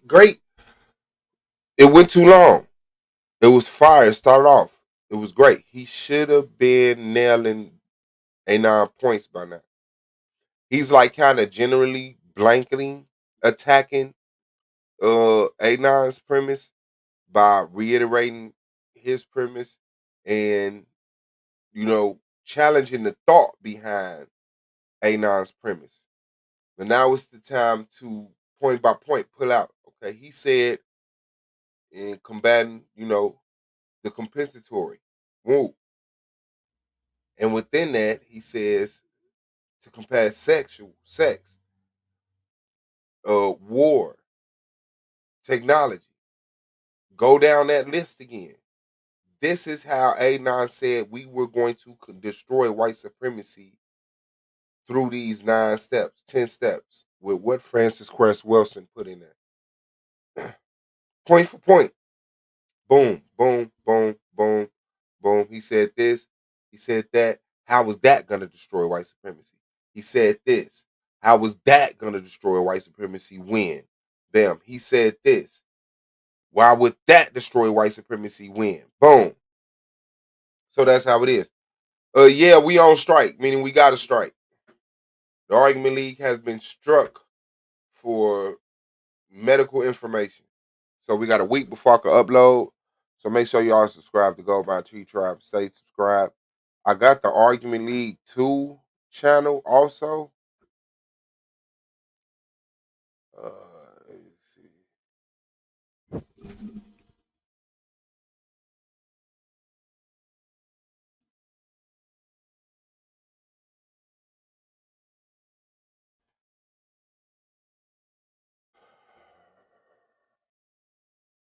It's supposed to be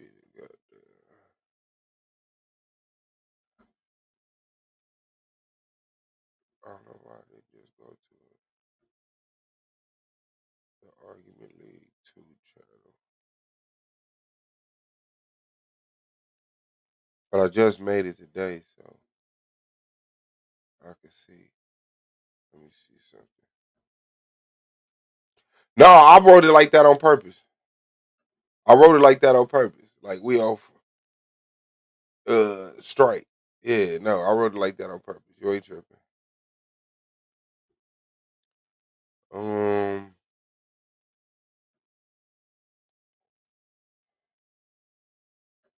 Okay, here's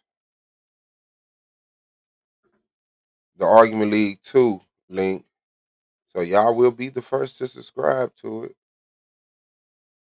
The Argument League 2 link.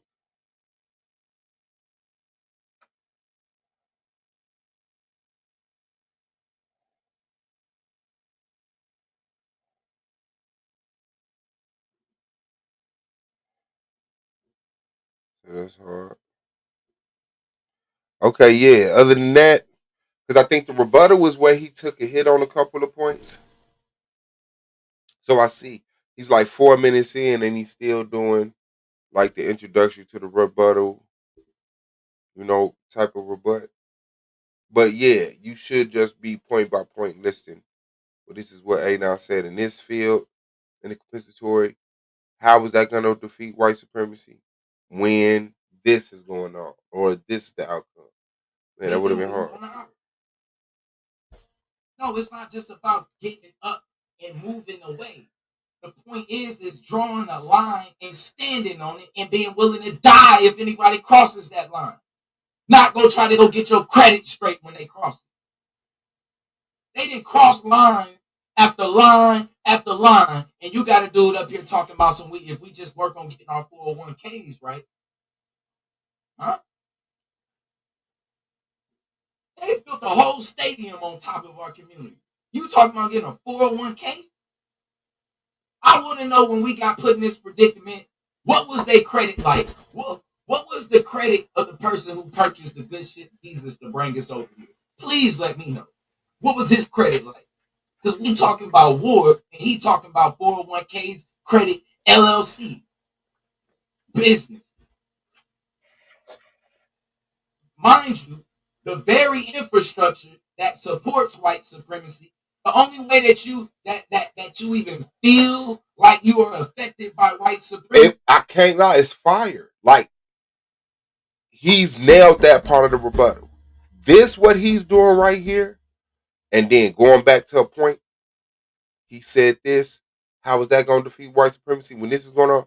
And then get back into this preaching. That shit is vacuum sealed.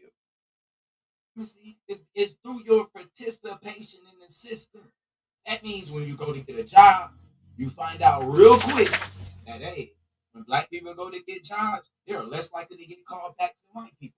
Why? Because the system is just built that way, buddy. Why? Because who built the system?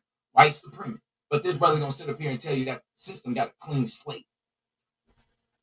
Huh? The brother just get out for murdering Malcolm X. Ask him if the system got a clean slate. And this is silly. And all you're going to do is talk about going and asking them for something that is yours in the first place. You ain't going to never be able to walk around with your head up because you're trying to ask for your dignity. I'm going to go down there and vote on it. Did they vote on you being mandated to have a vaccine to go to work? No. White supremacy told you you need a vaccine tomorrow or you ain't got no job. And you ain't, and guess what? If you ain't got no job, that Walmart that for some reason Anonymous is trying to hold on so dear to make sure that there's food there and there's shelter, and bro, you're gonna have to detach yourself away from that in order to be even a part of this fight. Otherwise, bro, you only talking about continuing the very structure that we living in today. Then he talking about we can defeat white supremacy, but first we're gonna need black, even after we're gonna need. So we're gonna set up black businesses, defeat white supremacy, which would mess up your own black businesses, right? And then I guess start back. Like, bro, what are you talking about right now? You don't even understand what war is. Like, the way you even describe in war is through the mind of a white supremacist. This is why immediate separation, immediate non-participation, cold turkey, spiritually and physically, is the only way to defeat it. That means that when you're at war, you can't be at war and the enemy is at control over your water. That's not good for your psyche. So guess what you have to do? If he got control, you got to disconnect yourself from that. Hey, bro, I will starve before you disrespect me another day. I will die of thirst before I allow you to disrespect me and cross the line that you didn't cross. This is crazy. Now I'm gonna go get credit. I'm gonna go get right by the system. Mind you, this system was set up not so he would lose his position, but he set the system up to hold his position of power. But he's gonna tell you that this system got a clean slate. I'm gonna continue to get into some of the stuff that he said. So, like you said, he just wants to continue to build black communities. Wow, that's 2 minutes. That was 2 minutes. Hey, this nigga talked that shit all the way down to 2 minutes and then said, all right, what did he say? The score was 135-140, A9. And that nigga talked shit for 8 minutes. And then said, he just wants to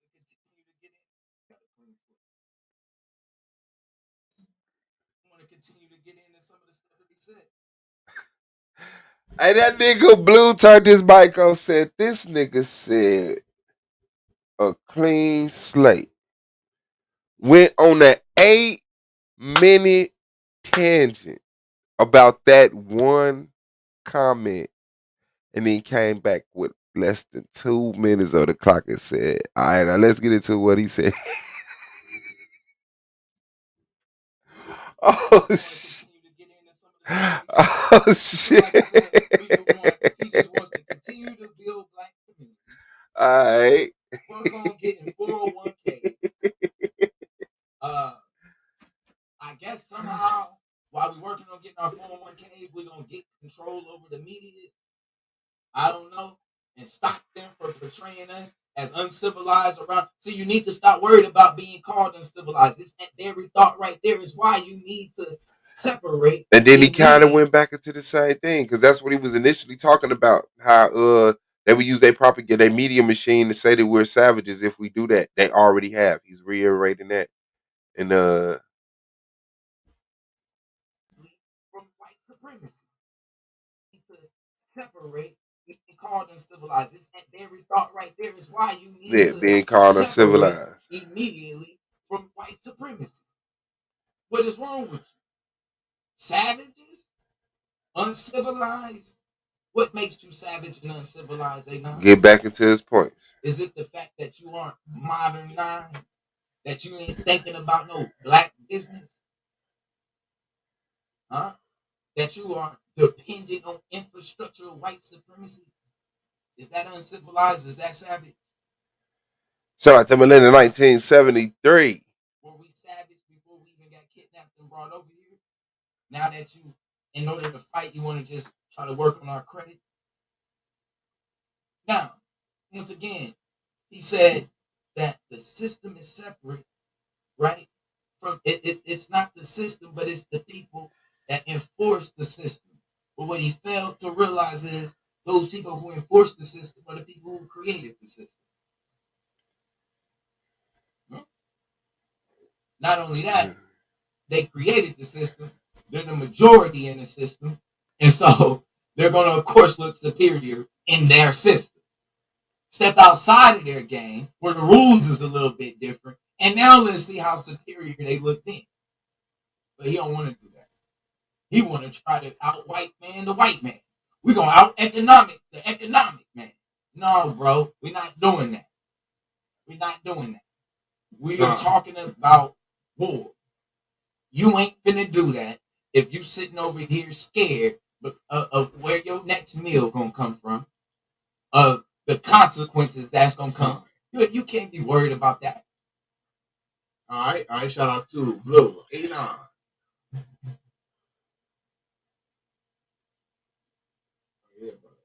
Yeah, I'm here. Hold on. Let me get everything set. Now you can look at Blue and tell like, I wish I could do that over. You know what I'm saying? Like good round, but damn. You know, I swear as soon as it's over, you be like, okay, what did I say? What did I not say? Cash, please move. Go sit down. I'm gonna take your side, move. We go ahead and do this one. We gotta reschedule that debate between Nyame and KOT. I'm all those brothers tomorrow. I definitely got to do a lot of work tomorrow as far as setting up debates and getting those rescheduled the debates in this week. So I'll keep you posted on that. KOT and Nyame's debate was one of those debates. And that topic was, are we ready? Are we ready? Your screen is sharing, brother. Screen share. All right, you got me.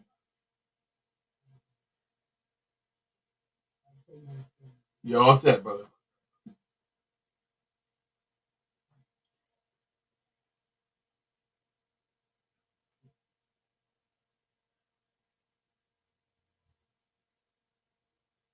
Yeah, all right, go ahead and start my time. Listen to this fella here. All right, let's get it. Rebuttal round. Let's take into account. Remember what this debate is about. Just Blake got up here and created a whole straw man in argument. What is the best solution? What is the best tool to defeat white supremacy? You're telling me the best tool is to run out here and get killed. Now, let's look at his argument that he didn't argue for me. My argument is that is the only way to defeat white supremacy is non-participation. This would mean immediate disconnect from all 9 areas of activity, spiritually and physically. Wait a minute, family.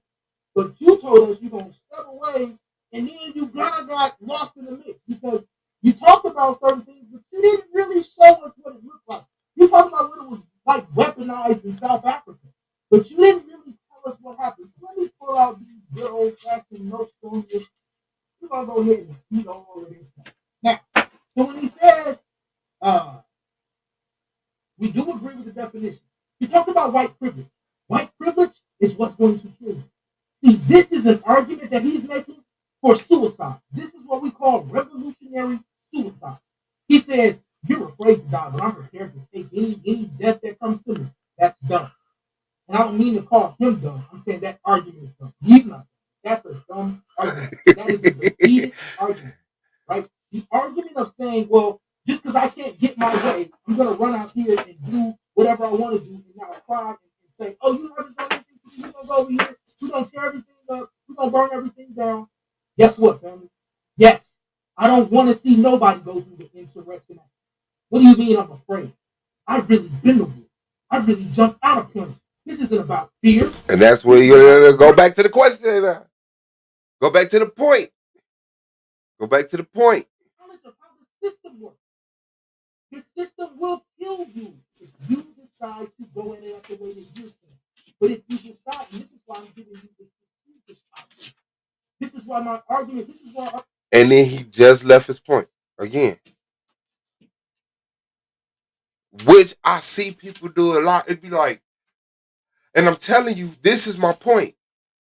So and so and so, which is why. And then you put a pin in your point. You say, which is why I like to do this a lot of the times. Because when we do this, I figure it's a better way to get to expressing myself with it. But you left the point. You know what I'm saying? And it's easy to do that, especially with people who got a lot of information, people who teach. It's a lot of little rivers that come up off this, this main river. But we supposed to be staying on the main river. We both agree that we have to step away from it. I'm just telling you, you can't do it tomorrow. Even if you want to get to a point where you say you're going to non-participate, which the way that you're talking about doing it, immediate cold turkey non-participation, first off, you got to galvanize all of these black people. I would like to see you try that. I would like to see your plan for how to galvanize this many people to go out and just say we're not going to pay our bills anymore. We're not going to leave the house. You're going to come and try to evict us out of our apartment. We're going to stay right there. The first thing they're going to do is enact the Insurrection Act. And guess what you're going to find out? You don't got as many numbers as you think. You're going to find out that not everybody is ready to run out here and go with blue on a walkabout. That's not going to happen. Now, when he goes to the 9 areas, he said there's three bases. Good move. 3 minutes, a little too long. A lot too long. But he does put his face back down and get back to them notes. Going back to Blue's points. You even have white people who are not considered white supremacy. That means that white supremacy is an ideology. It is an ideology, and here's how. Here's why. Education by itself is just education. But when a white supremacist is educating people, they are teaching things that are detrimental. Economics is just an economic system on its own. But when a white supremacist practices economics, it is something bad because of their ideology. The way that we beat that, the way that we defeat that, is to expose the ideology. This is why we're starting to gain traction now. This is why so many of these white supremacists are now starting to get active because they are worried.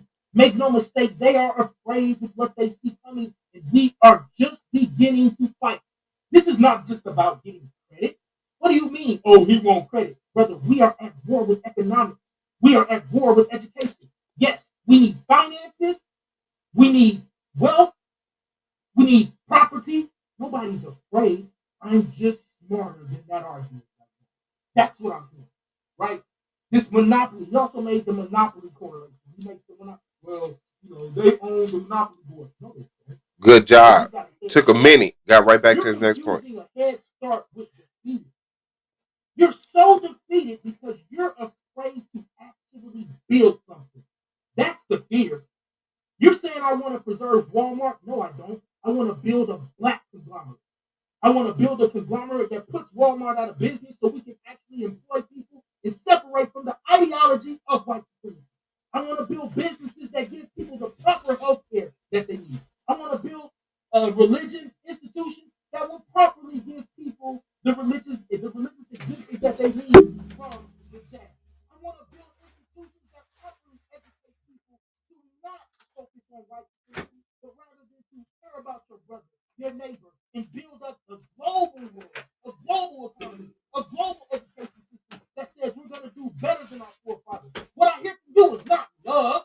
This is not love. This is you being afraid. This is you throwing in the towel. This is you having no understanding or recollection or recordation of how to really build a civilization.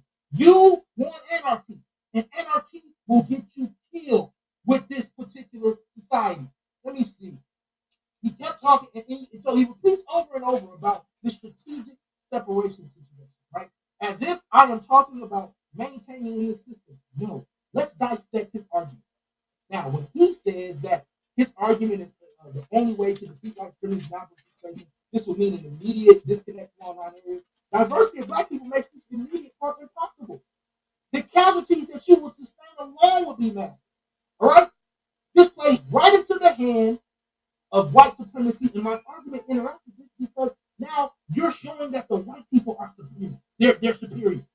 By simply saying I'm going to run away, I can't compete in a modern society. Oh, am I a savage because I don't want to be modern? That's your personal opinion. I never said that. What I'm saying is, though, we do have to compete in a modern global system. That's not going away. What can go away is the ideology of white supremacy. He says, I firmly disagree that the system can be used to win. Once again, this is a statement of emotion. His entire argument was an argument of emotion. Ahmaud Arbery and Wanda Cooper Jones are perfect examples. Now you have a federal prosecutor getting ready to go on trial. Because she was improper and she was a white supremacist. You're telling me we aren't making equitable gains? No, that's you being afraid. Advancements in endorsements for college athletes alone dispels this myth. Now college athletes get endorsements. Oh, it's all about money. Brother, one of the biggest things that Neely Fuller even says is that if you read any part of this book, read the economic part. Because it will be your driving force, because it is the lifeblood. It's more than just money. It's how you interact with the world. Yes, social media will be this part. What do you mean? Oh, they say you a savage now. They don't say I'm a savage. If that's the role that you want to play as a savage in the world, then you go ahead and do that. I sit here and watch you on CNN. You tell me how it works out. What we gonna do is we gonna build a responsible global government that actually goes out here and redefines what it means to be in control. And yes, we're gonna do it right here with you. Because I'm not afraid of any of these people. I know how to communicate, I know how to articulate, and I know how to work with other black men and women. The public awareness of the poor and disenfranchised is growing to an exponential point. Yes, we're having more and more homeless people. But we're also finding out that everybody is trying to figure out what to do about it. So now you want to say don't have a system. Well, one of the ways we fight this is to create nonprofits. What do you mean? You're not going to create a society overnight by non-participating that will then come and help the ills of society.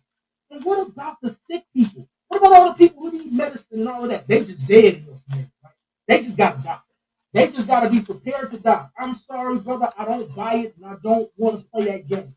You've never had to go look at somebody whose family got killed under your watch and then say, oh, well, you know, we're going to give them a participation. This is narcissism at its finest. Everything about this argument is insane. Even the nonviolent conversation. They were strategic. They were strategic in their approach. They didn't just wake up and say, oh, we're going out here today. No, there was a strategy.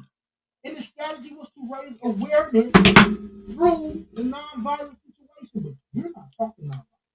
You're talking rioting. You're talking insurrection.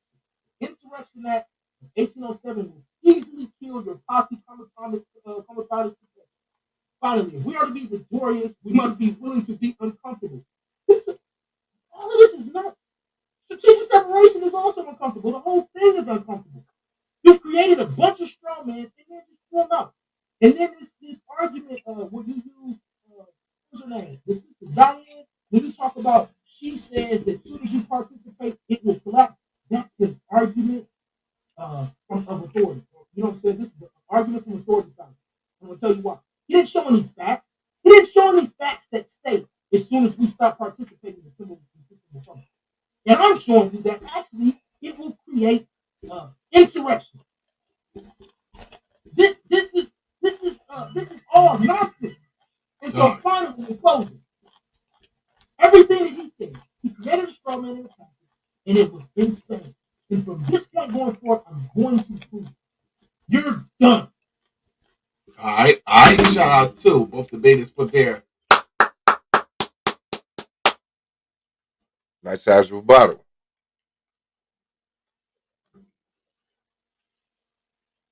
Yeah, I'm missing the chat. I ain't even pay attention. From my life, Toasty. Nigga Solar popped up like the dude on Mortal Kombat. Damn. Go around. Let's get into this rapid fire. This is going to be crazy right here. I already anticipated. This is the Solar Vision Debate League, man. Anonymous is out of control. Blue is out of control. This whole damn debate is out of control.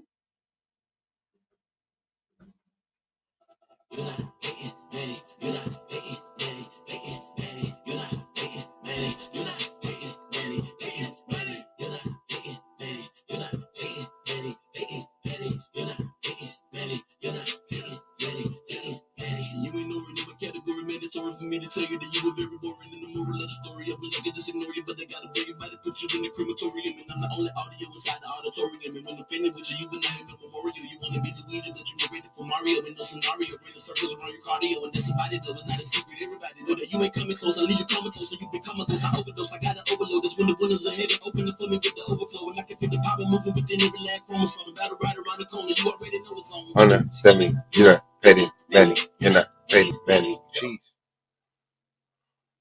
Yes, people, this is the Solar Vision Debate League, and we are now heading into the rapid fire round. We're going to start out with Blue. Go ahead and set the timer for 10 minutes, and cameras are on.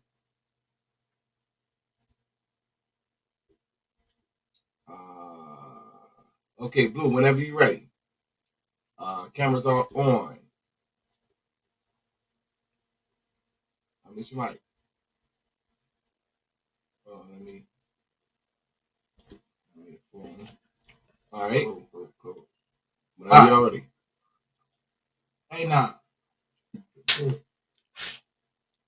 What role does white supremacy play in the ills of society? Ideology of white supremacy.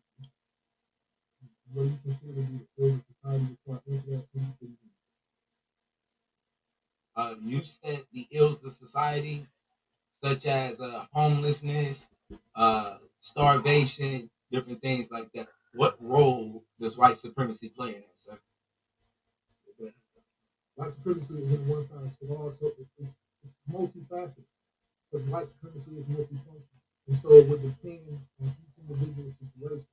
The biggest role that you play in the efforts is there are some bureaucracy, there are some political games that get played that do kind of hold up progress. A lot of this we can actually overcome and supersede by making different decisions on our own as well. That didn't answer my question, but I'll move on. Real quick. So how that nigga ain't saying shit. White supremacy practice? Nah. Through various ideological beliefs and ideas that permeate in different institutions and different structures. I mean, that's a very broad. Okay, we get it. That it's an ideology. That's cool. How does the ideology affect Black people in practice? It affects the entire globe, not just Black people. So the way okay, cool. People, but we're talking about Black people. I'm trying to answer your question, sir. The way that it affects everybody is different. But that was funny on my life.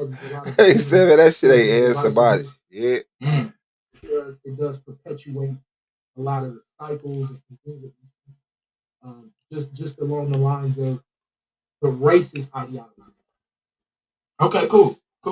And so this racist ideology, if is defeating this racist ideology, is that war? It's a form of war. Is it war? It's a form of war. It's not a okay. War. And so with this form of war, you saying that nigga, let that nigga get away. It's a form of war. Defeats it? Nigga, it's a form of war. You can defeat different parts of it, yes. Okay, and where did the idea of a 401k come from? I don't know specifically. Does it come from this system or another system? The ideology of the idea of savings has always existed. This specific 401k savings plan, yes, that comes from this system. But I would say, and who created this system? Various people. This free market society that we live in now is an amalgamation of white people and black people. Yeah, I mean, think about it. Like it comes out of feudalism, right? In a way, but I mean, we're so where are you seeing white people and black people? But we're far from that now, because when we deal with all of the different laws that have been enacted, we are moving beyond the space where we can just say it's only owned by the white supremacists. I mean, there's nothing stopping you. Oh, really? There's nothing stopping you and I right now. Hold on. How much? Hold on. You said it's not owned specifically by white supremacists. Okay, cool. I didn't say it's how much of this nation's land do black people own? That's a whole nother question, by the way. I don't know the percentages on how much land that black people own. Shit, less than 1%. It's less than 1%. Okay. Who owns the rest? Bill Gates owns most of it. White people own 99% of it. This is non sequitur, honestly, because we both agree. Hold on. Is that a level playing field? Hold on, because you said my whole wait. You said my monopoly analogy was a farce. Yeah, is that the whole board being bought up? Yeah, and there's nothing that says that we can't go and buy pieces. There's nothing. We can go and you want to go and buy pieces. Hey, brother, how did he get the land? Hold on. How did he get 90? How did they get 99% of the land? Was it just by buying pieces? Well, I have to allow me to answer the question. All right, so thank you. There's nothing stopping us from being able to save money or pool our resources and buy a piece of land. So we should buy land in war. I'm just talking about your analogy. And this is the thing. Even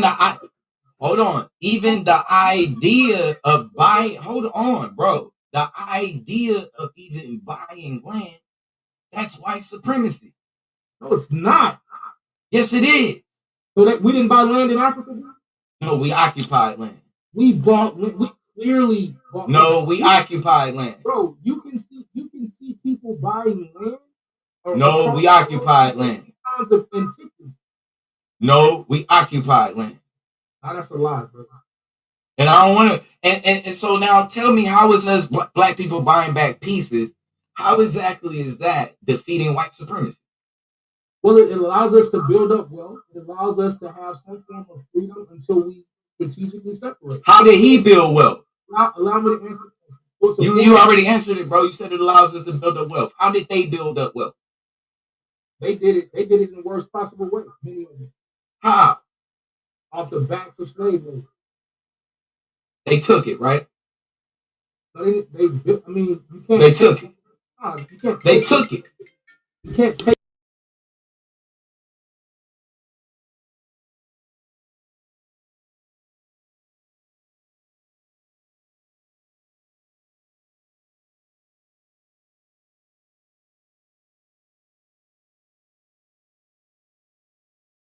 Right? Yeah. So you're saying, and you want to go and try to buy it back in pieces? Yes, Melinda. Hold on. So they took it so they can sell it back to us back in pieces. Is that what you're telling me right now? That's probably. That's how you can view it. None of that. So they gonna just sell it back in pieces to us. And so we're gonna buy this, and this will win the war. Say what? We will buy. Okay, cool. And then that was another thing that you said. Dyke, when you said that even the non-violent movement was a strategy. I clearly showed that Diane Nash said that it wasn't a strategy. No, you didn't. Are you saying that Diane Nash, the leader of the non-violent movement, was wrong? Show that she said it wasn't a strategy. Yes, I did show that. Yes, I did. Yes, I did. Literally in my slide, that's the first thing that she says. It's not a strategy, but it is a movement. He showed that. Right, and a movement is a strategy. So what she's doing is speaking. No, bro. A movement is a move. What a strategy. What is a strategy, bro? A strategy is sitting there, is strategizing. You don't never have to move on the strategy. Strategy is a plan, correct? Do you ever have to move on the plan? Every non-violent. Do you have to move on the plan? Yes. You have to? Yeah. So every plan that's been made, someone has moved on it. Every time they made a plan, they moved on it. No, bro, just stop. He said, I'm sure. They did something, nigga. You said participating, right? You said that you can participate in the system and not uphold white supremacy. Did Obama participate in the system as the president and still uphold white supremacy? Yes or no? It's not separate. Excuse me? It's non sequitur. Here's why. How was that non sequitur to a question that you asked? I didn't ask the question. You asked me a question about a statement I made. What are you talking about? So look. So here's how that's non sequitur. Because you asked me about my understanding of how you can participate in this system and still not uphold white supremacy. How is that non sequitur, bro? That means answer. I need understanding. That hold on. You just crushed yourself. That means I need understanding. So I'm gonna ask. Hold on. I'm gonna ask. Obama. I'm gonna ask you again. I never said that. I will ask you again. I will ask you again. How did he not uphold white supremacy? Again, it's non sequitur because that was never a statement that I made. Obama does not speak for the collective of people. The decisions that Obama made were the decisions that he made. They have nothing to do with hold on. The president doesn't speak for the collective of the people? Not in terms of how they respond and how they act. No. Oh, really? I don't have to do what the president does. Did Donald Trump? Oh, really? Oh, you don't? Hold on. Let's start right here. The president just said, whoa. We got new mandates. Sir. We have a mandate out that the president placed that said all businesses must have their employees vaccinated. Do you have to follow that? Yes or no? All businesses. It said all federal businesses. No, I don't have to follow. No one in my businesses, nobody in any of my businesses have to get vaccinated. Will have to be vaccinated? Nobody. Are you sure? None of the businesses that I own right now. If anybody in my business can get religious exemptions from me. Now. They just blocked a religious exemption today. You're cut on that, bro. You're dead on that. They just blocked it. In 10 states, they blocked that. In 10 states, that's not national. Leave that state. Because the other states ain't trying to get exempt. No, it was only 10 states. You're dead on that. Leave that state. Again. It's not national. Leave that state. All right. A9. Talk to me. All right, bro. Let's do it. So, quick question. When we talk about non-participation, what does that look like in terms of, are you paying bills? No.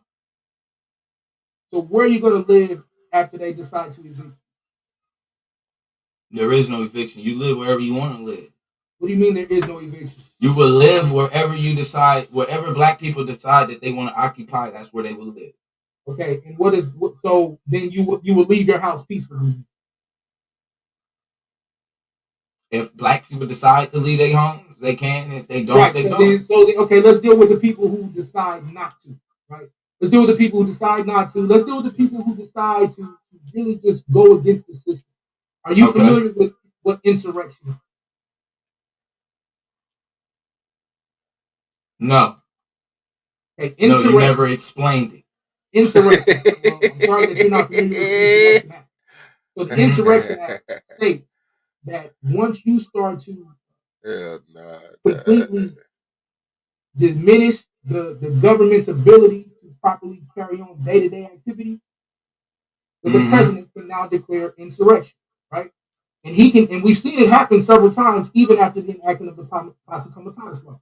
Now, when we get to the point of insurrection, right? We get to the point how does that explain what insurrection is? I just explained it. So this is my turn, sir. Hold on, bro. You gave a scenario and then just restated the word insurrection again. What does insurrection mean? Stop, bro. I just told you what it meant. You're not able. No, you didn't.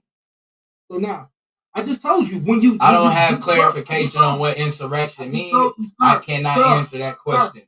When you did, no, you didn't. No, you refused to answer. I said when you. No, I'm not refusing to answer. Listen, you didn't give me the. You didn't even explain what insurrection is. You just kept naming a scenario, and they came back and said the president will institute insurrection.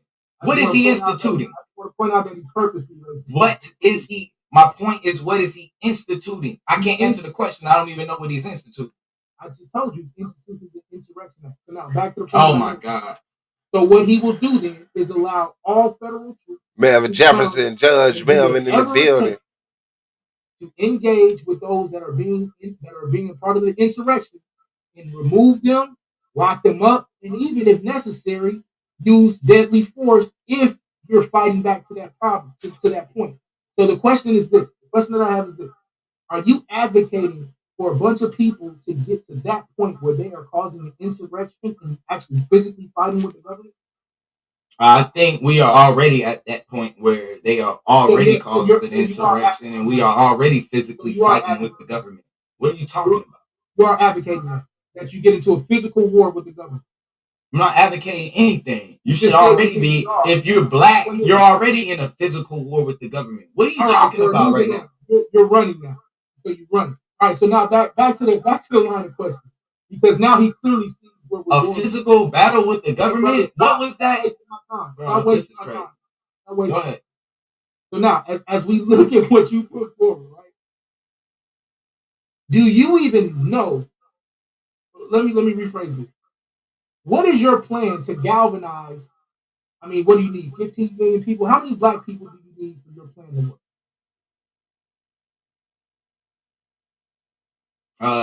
That's a straw man, sir. Yeah, so you don't know. Okay, so let's get to. Hold on, that is a straw man. This debate isn't about how many people. The question is if black people did this or if black people did that. Actually, black people ain't even in the title. So this is my next question. So, how does white supremacy work? Oh, so it ain't just black people? How does white supremacy work? It functions by oppressing people who participate in its system. How does that oppression happen? Through every way that the system functions. The 9 areas that the system functions is created. See, so we're moving into a space where we're finding out either he's not going to answer or he doesn't know. So now I got to get more specific. So when we look at how the 9 areas of people activity interact with people, right? Are those 9 areas designed to only function for white supremacy? So is economics only designed to function for white supremacy? Is economics in the... Hold on. It's economics in the system of white supremacy. So, yes. Right. So the system, the economic system that was created by white supremacy, yes, that's exactly what it's made for. So then white supremacy has a What are you talking about? So then white supremacy has a system all into of itself. Right? It's the system that you participate in right now. It is not. No, it is not. Show me a system outside of it. How is it not? Watch this. Me practicing group economics is not me participating in white supremacy. That's a kill shot. Sir, are you using money? Are you using? You're a lie. If you're using the dollar, then you're participating in white supremacy. You playing? I can use what you gonna use? I can use community money. I can use Bitcoin. There's all types of different things. You can use community money and Bitcoin. How do you know the worth of community money and Bitcoin? Hold on. What are you basing the worth on? The dollar. Stop playing, bro. You're basing the worth of your Bitcoin on the dollar. I don't have to bash. Stop playing. Out in U.S. currency. What you gonna cash it, bro? You only know how much it's worth based on the U.S. Bro, don't talk about crypto. You don't know what you're talking about. If you only know what it's worth, you gonna hold it and do what with it? If you don't exchange it for the white man's dollar, what you doing with it? You can strategically stop separate from the system. Not with no Bitcoin. Stop. Well, with group economics, you can. Stop. No, you're not with no group economics. If you're using, bro, so stop. How is white supremacy hurting me if I do group economics? How is it hurting you if you do group economics? Explain a form of group economics and I'll show you. You know what group economics is. Explain. You knew what it was when you was arguing against it. No, explain what it looks like, and I'll show you. It looks like my dollars moving and rotating multiple times. Exactly.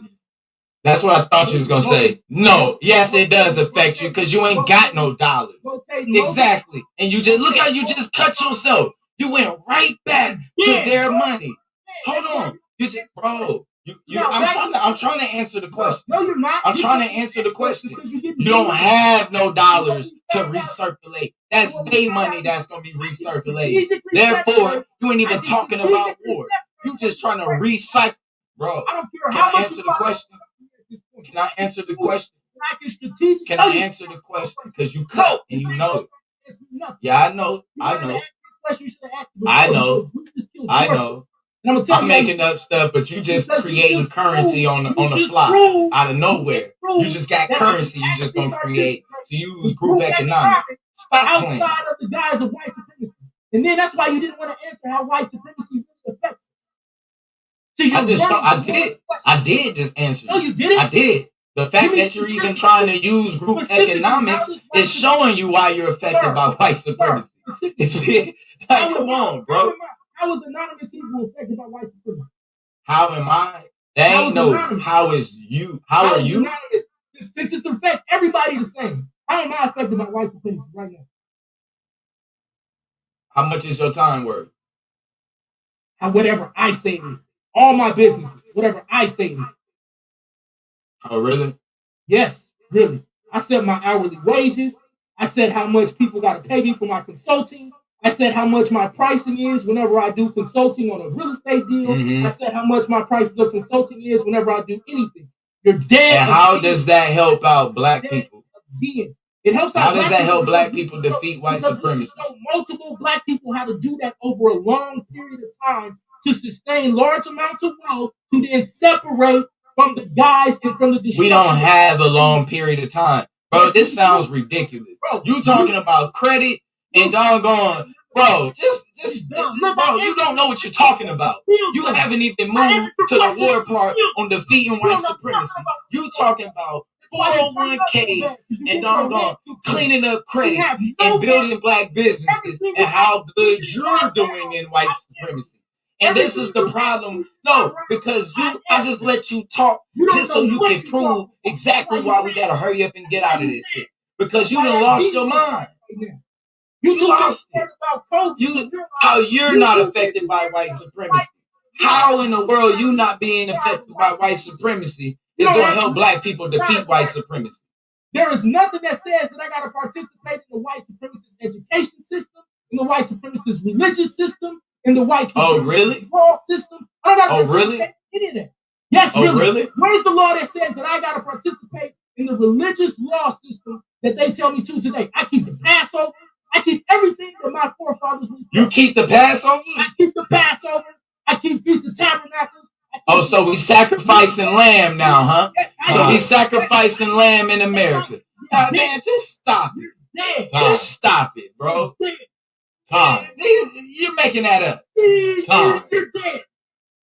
All right. Shout out to both debaters. We're going to go ahead and close this thing out.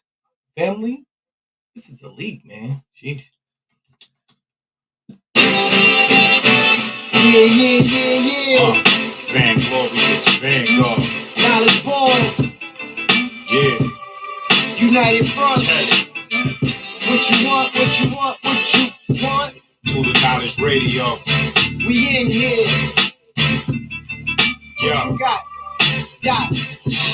Work hard as a slave to one day be your savior. The wave unwavering. This is a labor of love. Rise with a purpose every day. Invigorated. If we were on TV, we'd be 10 times syndicated. If we waited for validation, a paycheck or accolades, we'd be starved, already lost or ran away. But when you're square solid in your circle too, you don't need a place for silence. The concept is conquered through media, not areas of people activity. A mix that don't lose ethnicity, tightness that don't lose elasticity. Explicitly, this isn't where we give the novice regard. Nah, this is where knowledge is born.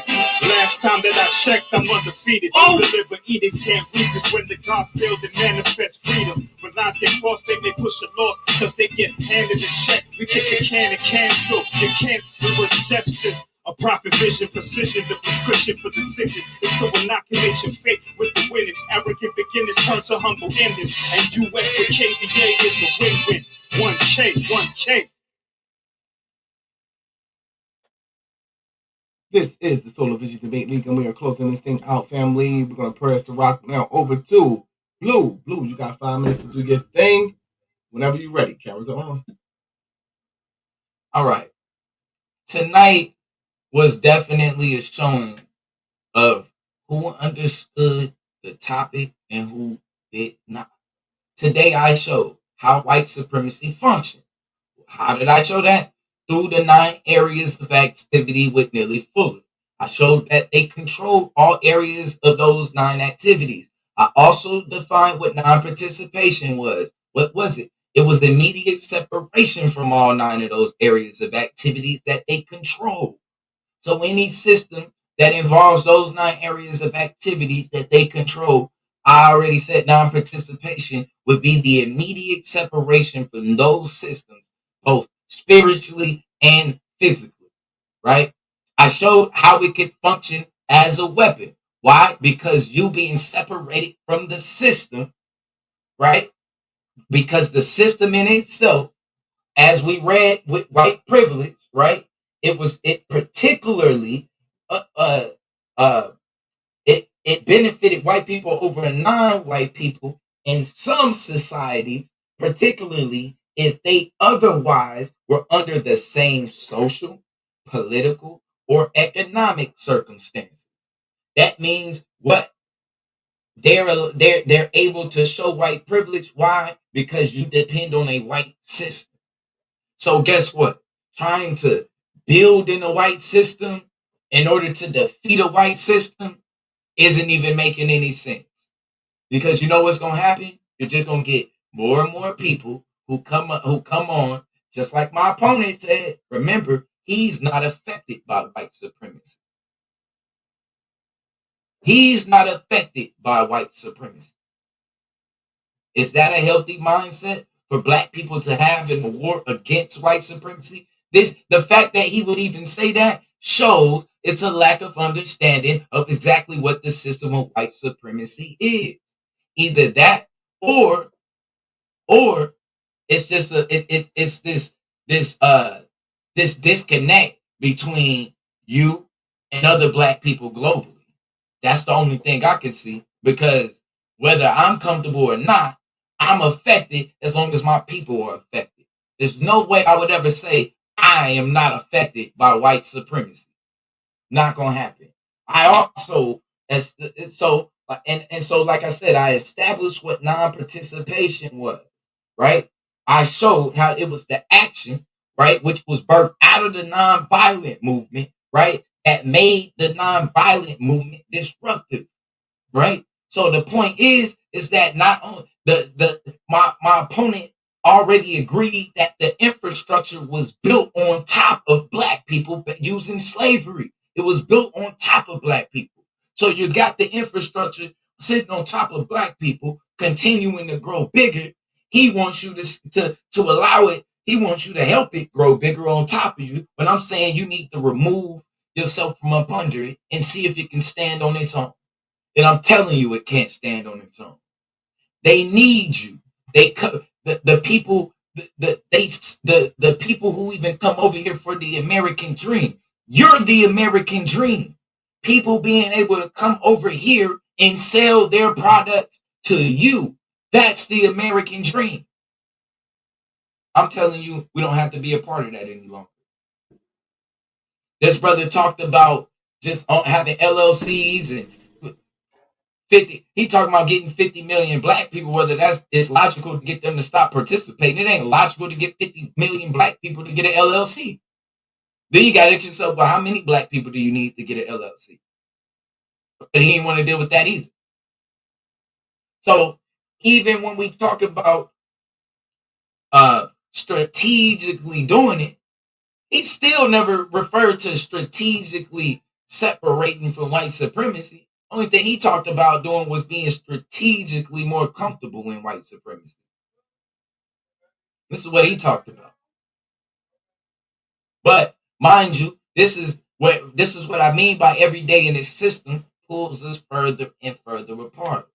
Because the only reason why he's thinking like that is because there's a disconnect between the working class blacks. Those blacks on a fixed income. Those people who don't just have to invest or to do to put into a business or can necessarily get the business credit. So I want coming out and I appreciate it. This was a great showing. Love.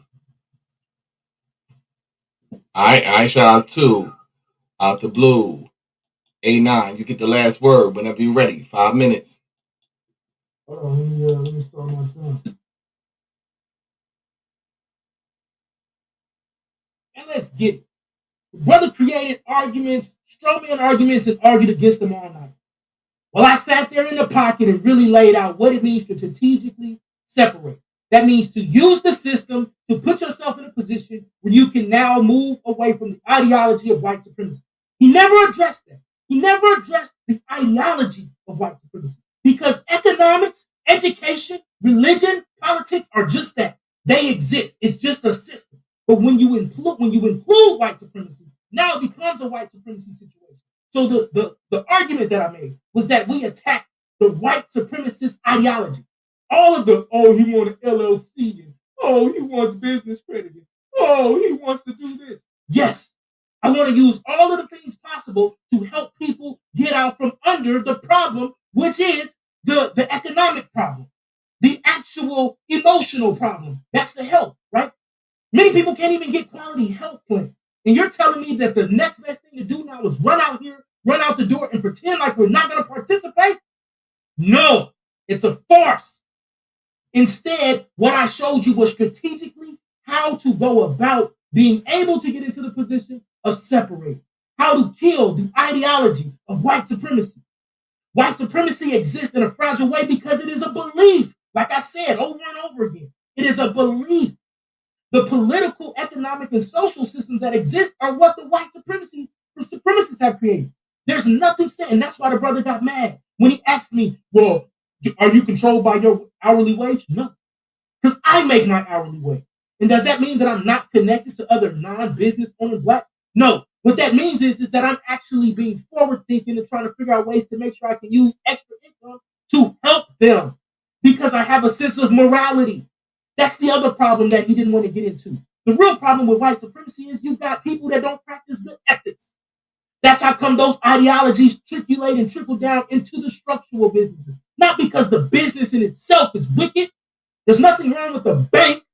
The bank is a problem if white supremacists work there and they're in charge of giving you a loan. There's nothing wrong with a school. The school is a problem if the teachers are there and they want to be predatory against black people. There's nothing wrong with the church. There's something wrong with the church if you have predatory white supremacists that are telling you what you can and can't practice. That's where the problem comes in, and that's what we need to strategically separate from. All this brother did was talk to you tonight about how to go get killed in the Insurrection Act, and then he ran from it all night in the rapid fire round. All I did was see a bunch of running and wasting of my time in the rapid fire round because he couldn't answer the question. And then every question he asked me, I answered, even during my time, because this was light work. I showed you how white supremacy, everybody that's black, and a lot of people don't even feel oppressed by white supremacy. Does that mean now, oh, they're free? No, that's not the argument at all. The argument is that we can all get to a space where we're not being oppressed or affected by white supremacy. I ain't had a run-in with the police since 2012. And I'm a dark-skinned black man. Tags are set up. I'm not around situations where I'm getting in trouble. I'm doing what I need to do to take care of my family. And I know several people that are just like me. Why? Because there is a way to maneuver in this system to properly separate and not be oppressed by white supremacy and help other blacks and other non-whites, non-racists do the same. But it doesn't have to be anarchy. The fight for anarchy is over because the only thing you will do is set yourself up for early grave. And if you listen to him, that's what he's advocating. He's advocating revolutionary suicide, where everybody goes out and gets destroyed. I don't want to see more black people die. I want to see more black people live. The argument is asinine, and he created straw man after straw man after straw man, and then argued against it. He didn't argue against my actual argument. He created straw man. Oh, he wants to create LOC, and that's going to hurt you. No, it doesn't. My family is thriving, and they're helping other people thrive. Yes, by helping fix people's credit, we're putting them in a position to fight the economic war. Are you afraid to fight in that war? Because if you are, step aside and let the people who really out here ready to get it in. Guess what, family? I came here tonight and I showed you what it was.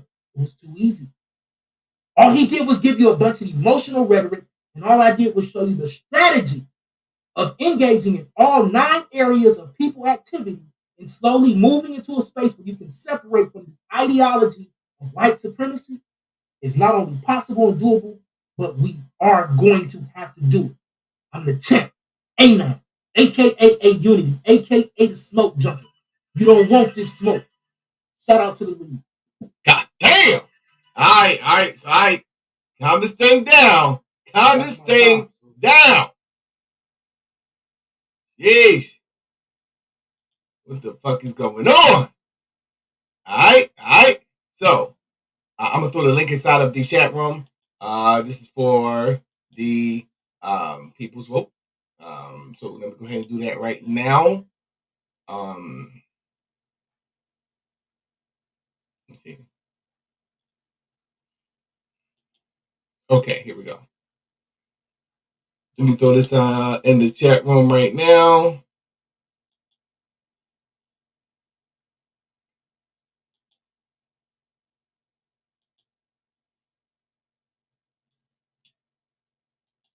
All right. So the people's vote is now in the chat room. This is your time to shine, people. Vote for who you think has the better argument for tonight's debate. With that being said, we're going to get into the Shuckle Buck round life family. So press 1 for A9. Press 2 for Blue. This is the Solar Vision Debate League. And this is the Solar Vision Debate League. Shuckle Buck round is now in session. God damn it.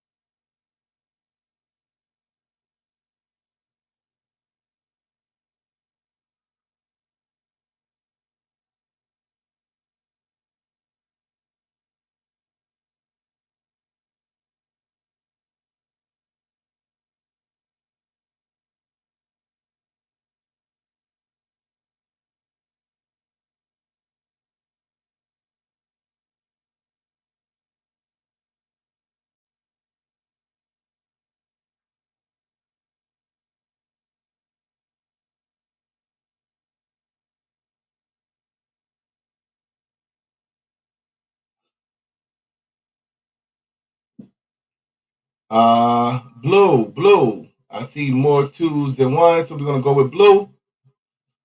What's good, Blue? What's good with you? Mic check. Yeah, okay, you loud and clear, brother. Cool. All right. So, talk to me. How'd you think you did tonight? Participation. I think I left a few things on the table. Okay. But overall, I think I did way more than enough for the argument though that my opponent brought. I definitely do think that. All right. So, what do you think is the best strategy? Strategic separation or non-participation? Immediate non-participation. Immediate non-participation. And why do you feel that way, brother? Because number one, our participation in the system, it works to our own detriment. And so what happens is that we're every day they're able to show things like today they will say that we live in a post-racial America. But when you ask black people, we don't feel like that's what we live in. But as we continue to participate in the system, right, we give validation to those claims. So even like when he says that we're fighting against it to fight against this economic war. Well, the economic war is the way that the system is set up in itself. And so to truly fight against the economic war would be to create your own type of economic system where we function amongst ourselves. All right, brother. So, how would the separation process begin? What are we separating from? We're separating. Well, the spiritual aspect of it would be it would be like mentally preparing yourself for the consequences of separating from the infrastructure. So the things that we would be separating from is the norms of every day. So do we have an infrastructure to replace the infrastructure we're separating from? We have ourselves. We don't need an infrastructure. So that's a no. So that you're saying that we have no infrastructure.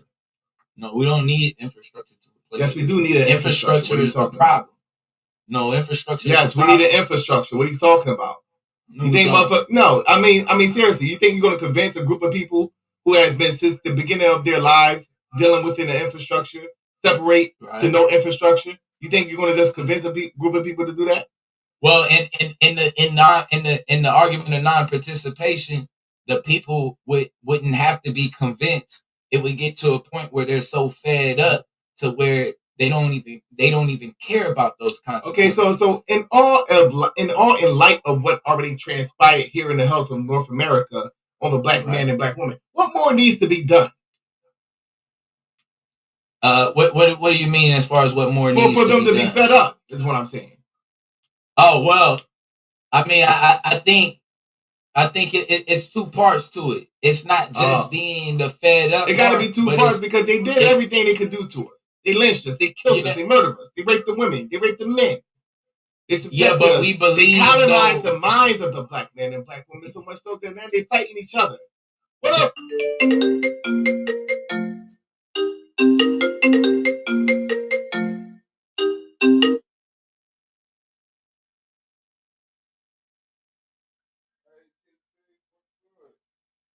That's why we need to separate. He did everything he's supposed to do. No, I'm just saying he did everything he could do. There's nothing more that he could do, but we still want to be with him. Is what I'm saying. So, my question to you is, how are you leaning on that? Oh, we're gonna wait until everybody is fed up. If they're not fed up by now, then they're never gonna be fed up. Well, the problem it's two parts to it. It's not just being fed up. But this is why people... No. See, the thing that you're avoiding, the thing that you tend to neglect is the fact that the reason why we put up with all this, the reason why we do all these things and then still want... Because he has a better infrastructure. No. Yes. The little bit of things that we benefit from the system, we are willing to deal with, as opposed to starting from scratch, running in the woods with no goddamn shoes on. We better off doing that. No, we're not.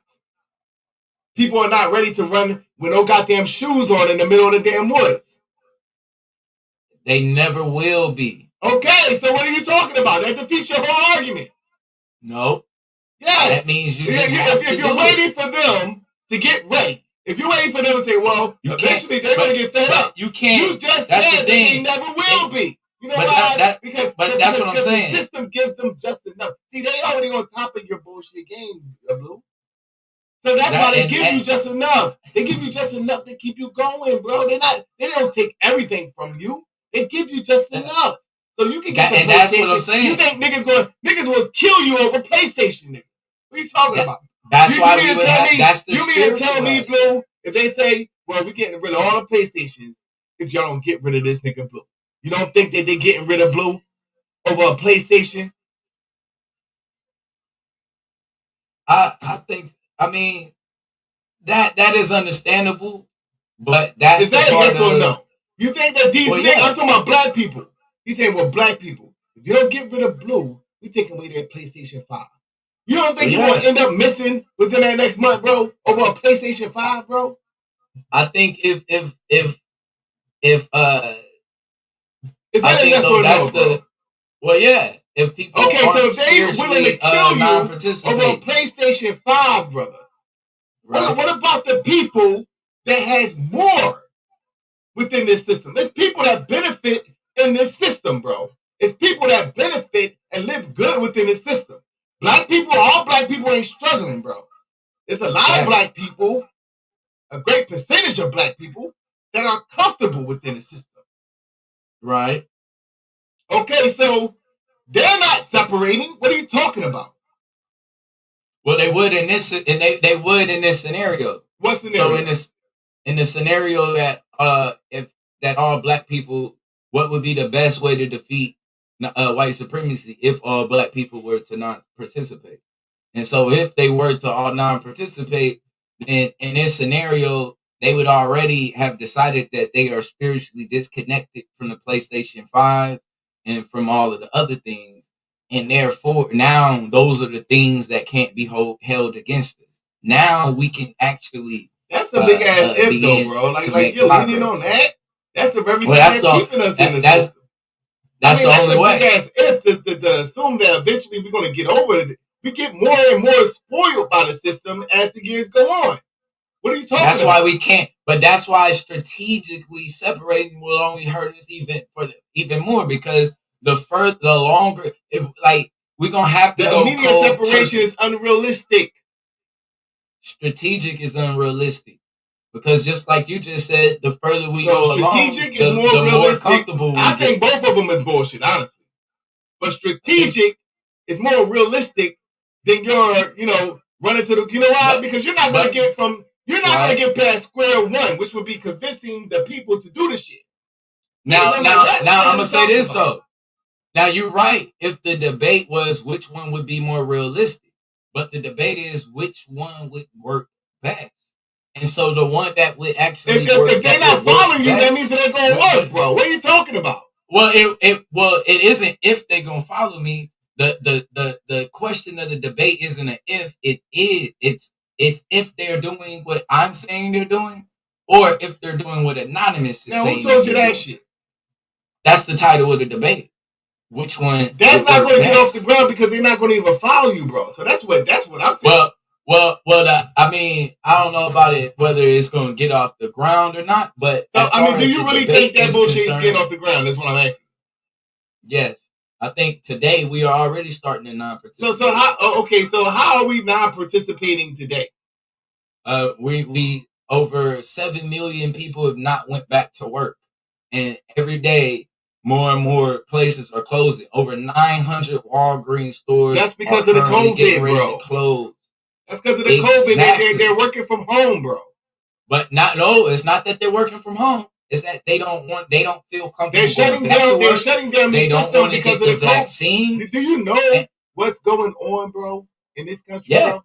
What's going on? Yeah. The whole Shut your ass up, man. He's still talking. Blue, you're dead, bro. Why are you still talking? Why are you still talking, nigga? Get your ass down somewhere, nigga. Nigga dropping that science. We missed some good shit. You know what I'm saying? We just missed some good shit. That shit right there could have saved everybody. Y'all would never heard it. You know what I'm saying? That shit that he was talking, that would have saved the world. He getting everybody killed. You know what I mean? You know what I'm saying? That nigga come back with his clothes all ripped up and shit like, yeah, they shooting. Yo, bro, let me out. That's what we don't want to get out. All right, so what's the best way to defeat white supremacy? Non-participation or strategic separation? Strategic separation. All right. So why do you believe that is the case, brother? Because white supremacy is an ideology. And over time, you can teach people how to participate in all of these areas and replace the racist ideology that exists in various structures. So, on top of that, when you compare strategic separation to non-participation, the only other alternative is death, ultimately. I mean, the brothers propagating anarchy. Why would that be death? Because you would cause an insurrection in this country. Wow, can't we just live like the Amish? That's not what he produced. That's not what he. No, I'm just saying hypothetically. I mean, would that be a problem if we live like the Amish? Could call ourselves Black Amish and live off the land? Nah, I mean, you can actually do that in strategic separation. Okay, so your strategy is to do what exactly? What's the strategy? It is to engage all of the 9 areas of people activity and change the mindset, change the ideology, How? When they control all that shit. By teaching all the employees, the people that are actually, that have no choice, they're going to work, they're doing all these things, show them how white supremacy works. And what would that do? It would then let them know that they can still maintain this place in the system, but they don't have to do the rules of white supremacy. So for instance, if you're a teacher, you don't have to necessarily suspend that student or kick them out of your room or give them a referral. You can choose to teach them better. You can choose to teach them different. If you work how is that defeating white supremacy though? Because the teachers already doing that. It eliminates it, but we're not doing it on a massive level. And so that's the thing. So when you say on a massive level, what do you mean by that? I mean by using that strategy, we can teach. So you're saying convince all Black people to do this? Is what you're trying to say? I don't think it has to be all, but the majority. Yeah. Okay, so the majority. You think that the majority of Black people following that bullshit? Black people, it would be multiple people. The goal is to make it a global phenomenon. Okay, so you're saying convince everybody of that? The majority of people. To defeat white supremacy? Yeah. So you think white people going to participate to help you defeat white supremacy? I think some white people will, not all. You're on. I mean, I had to take that back. Your shit is more unrealistic than damn blue shit. I disagree. You said you want to sit up there trying to convince white people to defeat white supremacy. Not only white people, some white people. And that's all I'm saying. We talking about those some white people. Yeah, you don't know any white people that help us. I know white people that'll help you, but not to defeat white supremacy. I see white people that feed the homeless, so they go over there, and feed the African starving kids, but they ain't even trying to defeat white supremacy. What is white supremacy in your opinion? White supremacy is a global system by the people who classify themselves as white to stay in power and remain in power. They want to now take this into an area where it's a technocratic society where they're controlling the mass largest numbers of population as they extract their resources in third world nations. And you're saying that every white person is, because my argument isn't just white people. I mean, it's kind of a straw man to take it and just focus it on white people.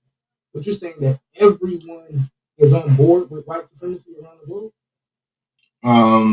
You said every single last one? Yeah, well, certain aspects of white supremacy they fight against, but overall, they want white people still be in power. All white people. They want white people? Yeah. And why do you think that is? Because they benefit from it. And what's the benefit of it? The benefit is like what we were saying before with the the vaccinations, something that you cannot do in your strategic separation bullshit. Right. And so so when you're strategically separating, because while you strategic or strategizing, guess what? They're strategizing too. So now you got to deal with this COVID situation. What in your strategic separation is going to deal with this mandate? There's multiple things. One, we have religious exemptions. Two, we have the ability to own separate businesses. Three, worst case scenario, you move to another place. Or you may have to lose your job if it gets to that, but then you can practice. You're not going to be able to do none of that shit. I'm doing it right now. I know right now, because we're living in an era where they're beginning to implement these laws. These laws are not totally implemented yet, but we know ultimately that will be the goal to implement these laws. Okay, so not all black people are going to be able to do that. So get out of here with that bullshit. It's not just about black people. Okay, so whoever. I mean, that makes it even more tougher to implement. That's more people. What are you talking about? Not everybody's going to be able to do that, bro. Yeah, but you got enough people that don't want to take the vaccine. Okay, so that's what I'm saying. So we might as well do what Blue did then. Say fuck it. No, we don't. Yeah. So what is your strategy if they're telling you to get the vaccination or you can't work within your strategic separation? If you're in a situation where you can't work, then there's legal ramifications that you can enact. So now you got to pay for a lawyer. No, you don't have to pay for a lawyer. You can actually write to your congressperson. Oh, bro. There are various things that we can do. Right to the Congress. They working with the goddamn enemy. No, the Congress people will hear you. They will hear you, but they're not going to do nothing about it. They're working with the damn enemy, bro. Yes, the congressmen are selected just like the goddamn presidents, bro. So you're asking the white man, the ones that implementing the damn shit, the ones that implementing the damn mandate shit, asking them to help you. So you're gonna go and ask the damn congressman, the one that's implementing the goddamn vaccination, to help you. I'm telling them to uphold my inalienable right. Obviously, he went against that when he told you to get the damn vaccination. No, he didn't. I haven't. Yes. He's going against your. No, you're living in a new, bro. You're living in a new Jim Crow right now, bro. Nah. You're living in the new Jim Crow right now because of this vaccination. There's nothing funny about what I'm saying. You're living in a new Jim Crow right now because of this vaccination. You know that, right? You're segregated. You can't go into certain facilities. So what in your strategic separation is going to stop that? I just told you didn't like the answer. What is that?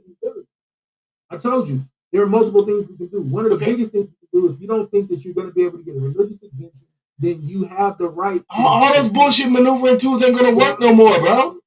That's not you can't do that. Everybody can't do that, bro. What I'm saying to you, bro. Huh? I'm trying to answer your question. Go ahead.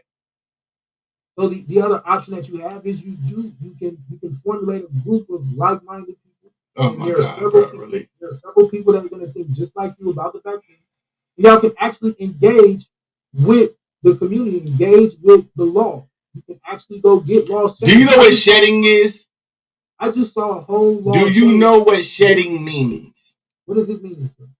It means what shedding is that a person that gets the vaccination, if they get around people that's not vaccinated, that same nanotechnology and those same things that's in the vaccination is going to go on to them. They call that shedding. And that happened even during the Spanish flu situation in the early 1900s. All the big more. Okay, so what I'm saying to you is that you can't get around that. You can't get around that. Only thing you can do is leave the system. Why is it so hard for you to leave the system? Doesn't it say that in the Bible? It wasn't no strategic separation. But Moses didn't do no strategic separation. Yes, he did. No, he did not do no damn strategic separation. He got his people and he got the hell out of there. That's what he did. So the 10 plagues wasn't strategic? They came from the Most High, bro. They came from the Most High, bro. That was signs to Pharaoh. They came from the Most High. They got up and left, bro. Get out of here, man. They got up and left. What are you talking about, bro? Taking all the gold wasn't strategic. You don't know your stories. No. He said taking on what gold, bro? What are you talking about? They left out with gold. Come on, man. Can't anybody trying to hear that? They got up and left, bro. It was no strategic separation. You should know the story. I do know the story. They got up and left, bro. They didn't get gold. So what? They got the gold and left. That's the strategy. Okay. So why don't you get your money and leave then? It's the strategy. That's the goal. It's the no. You want to live as much, and you want to be spoiled by the fatted calf as much as possible. That's what you want. You want to have your cake and eat it too. Why don't you be like Moses? Why don't you be like Moses and get the fuck out of here, man? I'm strategically separated. Go ahead. So how are we going to do it? I just told you we're going to. No, we're not. What we're going to do is we're going to close this thing out, family. He said, no, we not, nigga. We're going to close this thing out. And yeah, that was hard, man. Shout out to Solomon. Shout out to Blues. Shout out to A9, man. It was a jiggy one. It was a jiggy one, yeah. Yeah, they got a new variant now. They putting a motherfucking African travel ban and all of this shit. And I saw something saying Africa had like a minute amount of people vaccinated, but they got like the best fucking, like, the least amount of cases. I don't know. But yeah, shout out to the league, man. Chris and Shannard is going down today, tonight, forever. Shout out to Solar Man.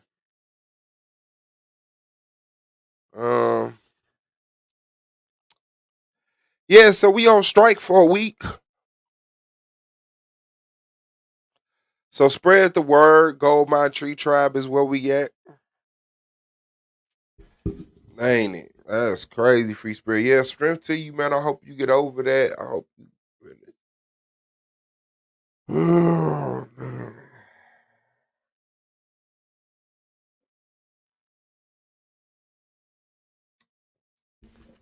Yeah.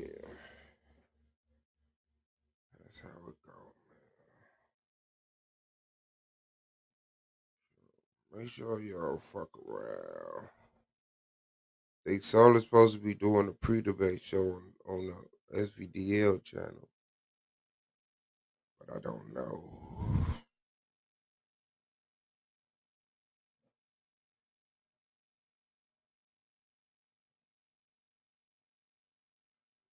I don't know.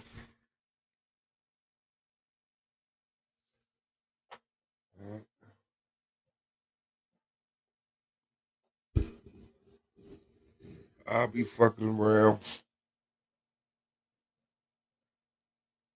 I definitely will. Yeah. Yep. Uh-huh.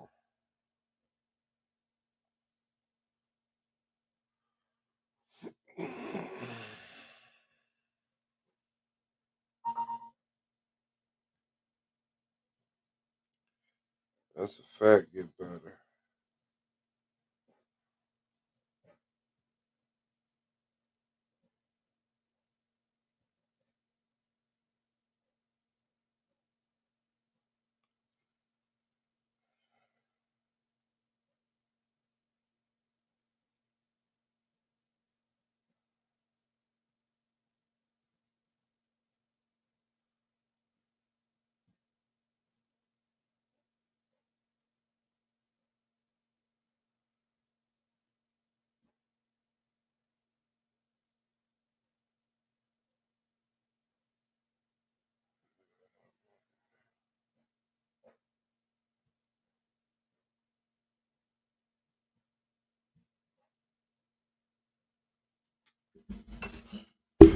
Yeah, man.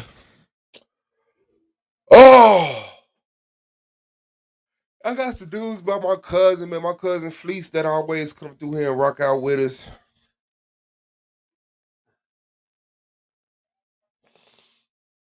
Coming from a funeral on his bike. Got injured on his bike, man. He got a couple broken bones in a few places. You know, leg, rib, collar, neck, little nerve damage. I don't know. So, you know, send that strength out for that too, man. I'm gonna fuck with y'all. I'm finna relinquish the airways. I'm gonna holler at y'all later, man. It's been an episode of the Argument League. Strength to y'all. Black Power, peace.